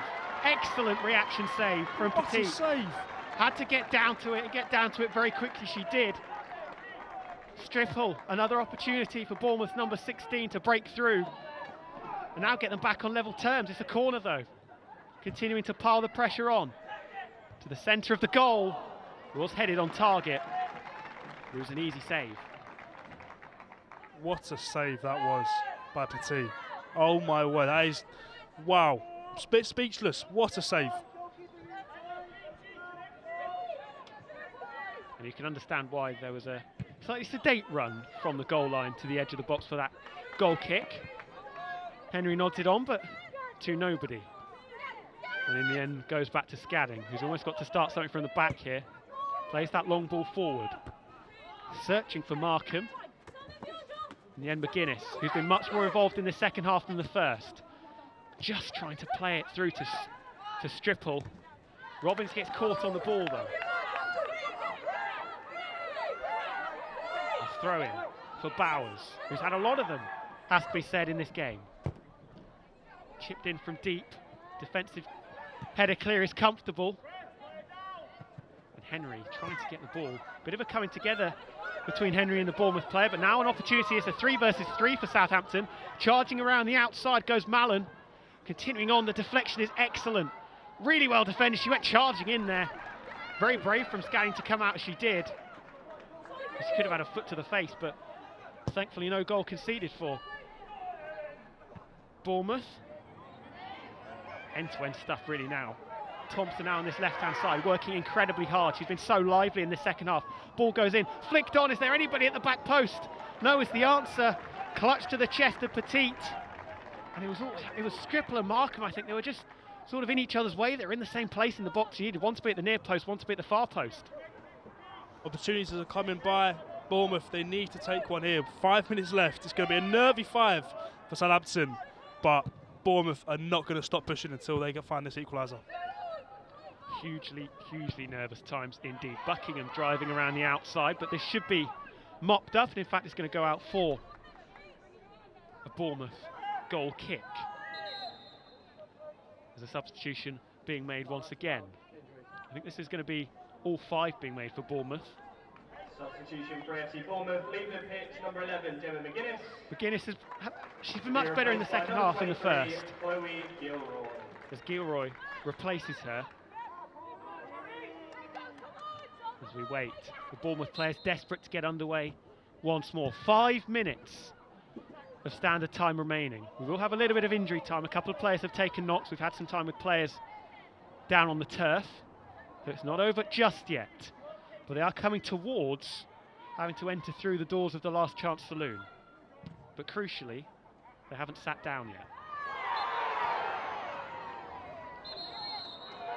Delighted with that. You can see the passion of the fans as Bournemouth will have a free kick just past the halfway line.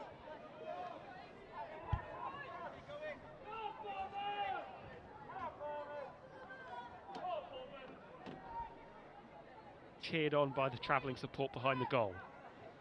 We're getting to the point of no return now for the Cherries. In from deep, it's dangerous. Defensive header up. Is so solid at the back, especially in the second half. Finds its way though into the possession of a Bournemouth player. Is this Markham battling for it. Here with the left foot. Needed to be saved, there was power, but it was straight to the keeper. But again, Petit in complete control of the situation. I think Southampton got away with one there. I cannot believe how free she is on the edge of the box with no one around her to take that shot. They've got away with one there, to be fair to them. Great in a jam jar time for both sets of players, you have to say. Southampton, they know what's at stake with less than 4 minutes to go. And Bournemouth equally know what's at stake. Trying to revive the hopes of winning it once, twice and 3 times on the spin. Throw in for the Cherries. Substitution being made for the side in yellow. So I think it's Mallon, the goal scorer, that will make way. And she was outstanding in the second half. Started off the fight back, scoring almost within 60 seconds of the half beginning. Now being replaced.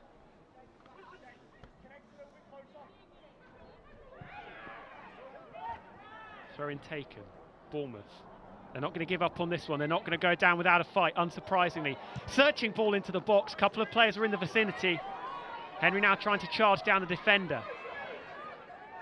Pressing very high up now. All of these Southampton players with fresh legs. Poor goal kick. Henry doesn't quite find its way to her. Referee getting involved once again, though.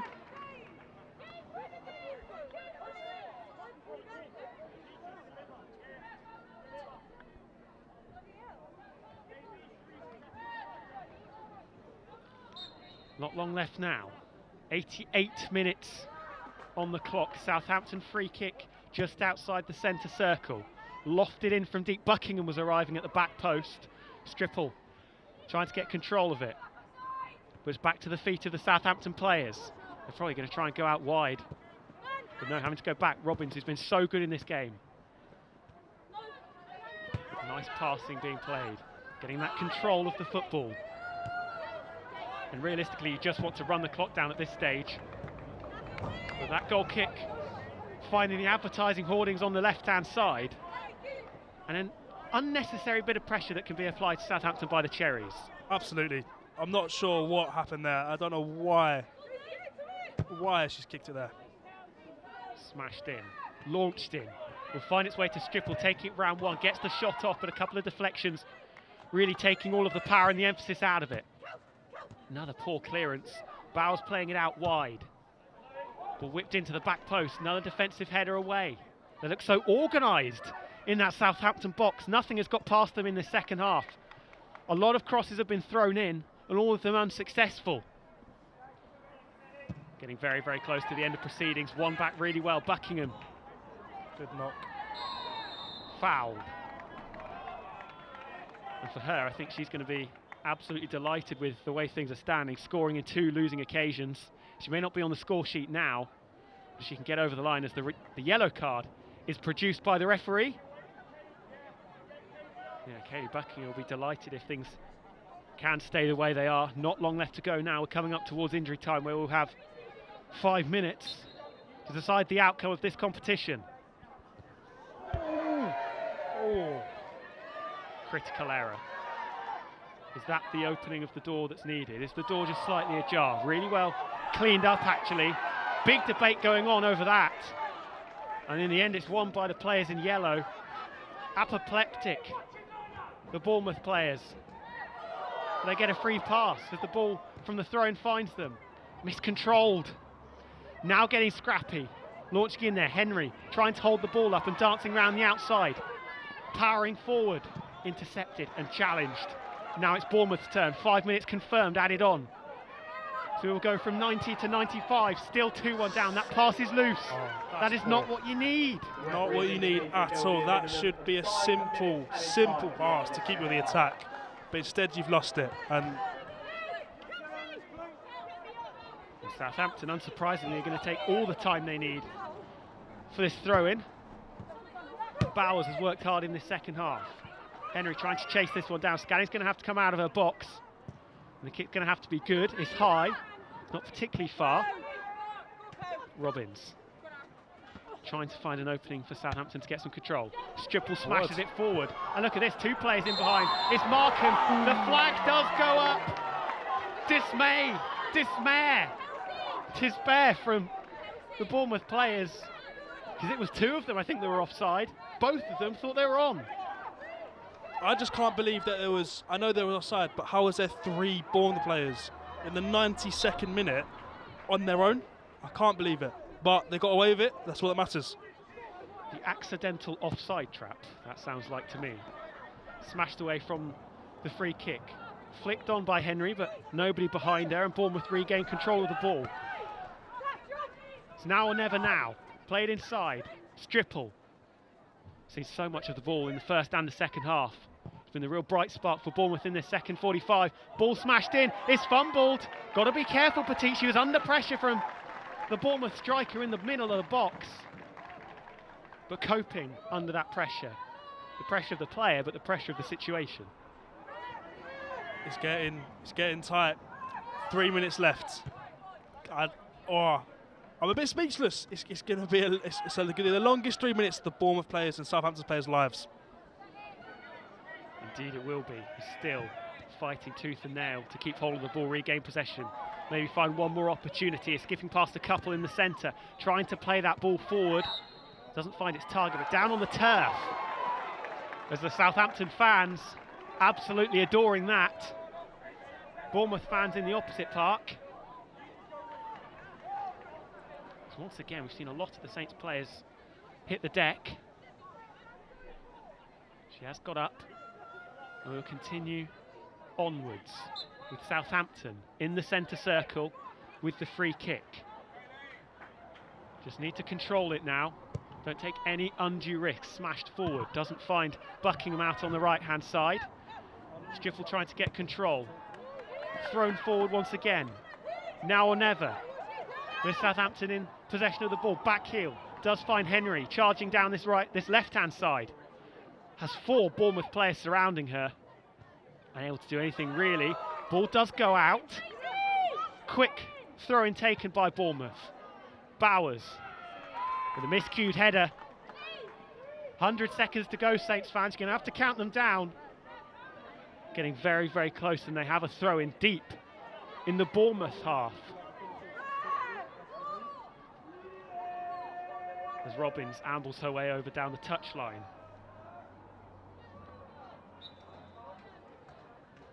Southampton's number 50, a performance that's been worth £50 million, it has to be said at the back. And you know what the plan is now. The cards are going to be laid on the table. Do not lose this football. Smashed in. As I say that, they do lose the football. It's the commentator's curse, isn't it? It is indeed. Scanning. Got to be quick about this. Hotfoot it down. 60 seconds of the competition remaining. Robbins up, doesn't get there. Smashed out again. Comes out off the shoulder of the Southampton defender. Bournemouth just need to try and get some semblance of control and keep the ball in this last 30 seconds, but Henry was hunting down the centre-back. And it's still Southampton with control of the ball. 25 seconds on the clock. They'll take it to the corner flag and just stay there. Will this one go out? Oh, she's almost tried to play a bit of a weak cross in. Got to get it forward now. Minimal opportunities remaining. Broomfield. Up in the air, Stripple. Trying to get hold of it. The ball heads out. There we go. We've done it. The scar tissue is shredded. The Saints scale the insurmountable summit. And the hopes of a cherry hat-trick squashed beneath the soles of the Saints. They lost it once. They lost it twice. They do not lose it thrice.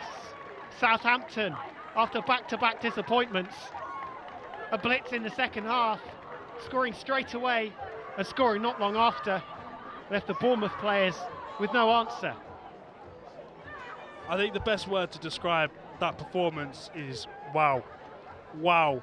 What a performance. Every single one of them players dug in, gave everything they had to get that result. I thought after that first goal, and that just before half-time, they're a young team. they could have crumbled. They came out that second half winning. They knew that if they had a quick start, and they did, they would get the result, and that's exactly what happened, and I cannot praise them enough for how they performed in that second half. And you can see how much it means to them with the celebrations on the pitch. Commiserations to the Bournemouth Stars. But they have played their part in what was an epic final, it has to be said. Twists and turns throughout. And we thought, didn't we, that Bournemouth, with that goal just before half-time, were just going to flex their muscles in the second half, come out, control it. But they lost that control within 60 seconds. And you can hear from the cheers, the jeers, the cries of happiness. The side in yellow have lit up AFC Totton.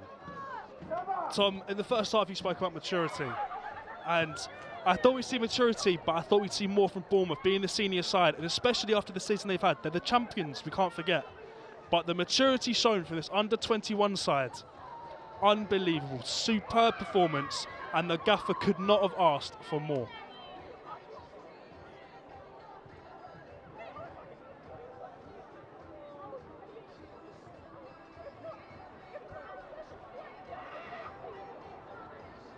High fives and hugs, the prerogative for a lot of these Southampton players. And didn't they earn it? Every single one of them contributing to the success they've seen. It was quite a run, and you could almost say it was poetic considering it started off in the very first round with a crushing 12-0 victory against the varsity women. Went on to win by 4-0 against Winchester City Flyers in the quarters. The only goal they conceded on the run up to this point in the semis, a 5-1 demolition of Sholing.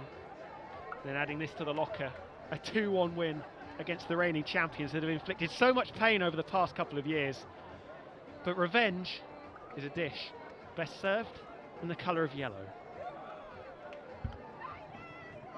Indeed it is. And what a performance. Commiserations to Bournemouth. They tried, they huffed, they puffed, but they couldn't quite get the ball in the back of the net one more time.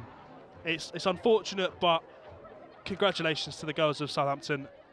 Thoroughly deserved. And I must say, if I had to say one person I was extremely impressed with, was that Robbins at left back. What a performance. A rock at the back. Yeah, and I think the number 50 on her back, symbolic of the price tag, £50 million I said she was worth after that performance. Outstanding. Didn't put a foot wrong, worked incredibly hard. And a microcosm really for the run of this entire Southampton season. Working together, the camaraderie you can see from these scenes. They're on top of the world. Maybe the men's team should take some tips, to be honest.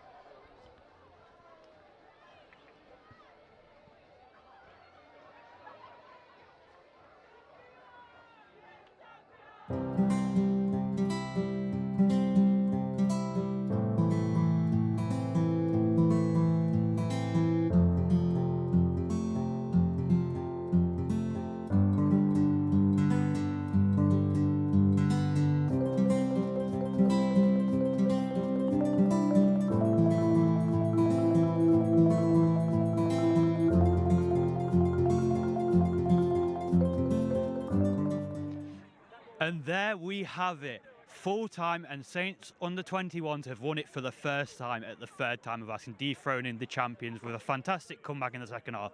So, Jamie, did you see that come in? It's seriously a shock. I mean, you could see in the first half they had it, and unfortunately they kind of conceded very late on. But you saw straight away they were able to come back in within the first minute of that second half. And I mean, we can see them over there at the moment. There is that real team spirit, the team belief. And as we saw yesterday, the team who go behind first, they can come back when they're used to it. But sometimes these teams aren't always used to it. Yeah, and we are now joined by Caitlin. Commiserations on Bournemouth's loss. Did you see that happening, that Southampton would come back? I think Southampton came out and got a really early goal, which shifts momentum straight away. So I think it's always difficult. They've got their tails up, you know, they're looking to get back in the game. So credit to them, they played really well and they were tenacious. They got forward, they were really direct their attack. So it's a difficult one for the girls to take, obviously, but loads of learnings. And yeah, credit to Southampton for the way they came out in the second half. Yeah, it is. I mean, you see how much it means to them, the way they've run out on the pitch, the scenes. But Bournemouth have had the wins this season. Do you think this is one of them things where, because they've won so much, they'll say at least they've had something else, I guess? Yeah, I think obviously, like you say, you want to go and win everything, but for Bournemouth, like the priority was getting promoted. They've won the league, which is great. It was such a big occasion at the Vitality, so I think it would have been cherry on top of the cake to have won today. But learning to take, and definitely there'll be people be frustrated, but yeah, you can't win everything, and there'll be lots of learning to take from tonight. And what did you make of the goals? Because they were two very good goals as well. Both really good quality goals. I think there are probably lapses in concentration which they've exploited really well. Yeah, I mean, she's been strong, like she's really used her body well, and I mean, she's been really determined to get on the end of it, and sometimes having that determination to get on the end is what happens. And the second one, I think she's really clinical finish for where she is. Like, she's in a position sometimes it's easy to snatch at it, but she's kept her head and she's stayed cool and she's managed to put it away. And I've got a question. How important early in your career is it getting a trophy like this? I mean, they've got some real talent in their squad, but to get that winning taste so early in your career, does it really wet the palate? Yeah, definitely. And I think it's a taste into adult football, and you play. You know, they'll have played a lot of academy teams, and going into playing a women's team who have just got promoted, it's a really good opportunity for them to go and show their quality, and I think they've definitely done that tonight. Thank you very much. I mean, we've got the Player of the Match trophy being handed over to number 26 at the moment. Yeah, it's got to be great for her, especially, like you said, being so young player to come into your first cup final and win. But yeah, so just to come back, we are joined by the winning manager. So how does it feel to win this? Yeah, very happy, obviously. It was just really good to see the emotional reaction from our players at the end. Like, a lot of them are teary-eyed, getting around each other, hugging. You have up and downs in your season. This was obviously a real positive one for us. Just great to see them all win or lose, just competing as a team. I was really happy. And I was saying about it earlier, obviously conceding so late in the first half, seeing that fight back with, I mean, I'm sure the goal was actually at an earlier time, 45-50 or something. How important is it to see that fight instantly in a season that's not always been so golden? Yeah, I think, first of all, I'd rather them score right before half-time than right after, because it gives us a chance to talk about it in the changing room. But it's never in doubt with this group of players, the character we've got. They're always going to fight. They're going to compete. They're going to run harder than the opponent. And when the majority of our players are 16, 17, 18 years old, competing against senior professional players, I thought we brought real good aggression and character today. And I'll ask you the same question I asked Caitlin. Seeing players, as you said, 16, 17, 18, winning trophies this early, how important is it for their future career to win trophies that early and get that taste? Yeah, I don't even think it's the winning part. I think it's just being able to, like, if we lost today, it would still be a really good, like, exposure for them at senior football. So I just think getting to the final, playing against a team like Bournemouth, who have had an outstanding season, I said it before the game, but real credit to their coaching staff and players. They've, got promoted. They'll be in Tier 3 next year. I wouldn't be surprised if they then reinvest and go to Tier 2, and their program's really on the up too. Well, thank you very much. We will go over now. Perfect. Well, yeah, so we'll let you get to the trophy lift. Thank you very much.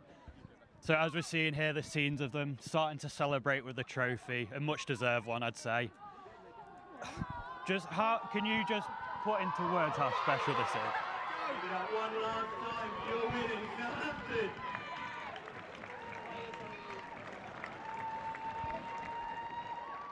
On behalf of Hampshire FA, we'd like to thank you for coming out this evening. We hope you've enjoyed it. Caitlin, obviously, winning a trophy like this celebration. How good is this feeling of winning something?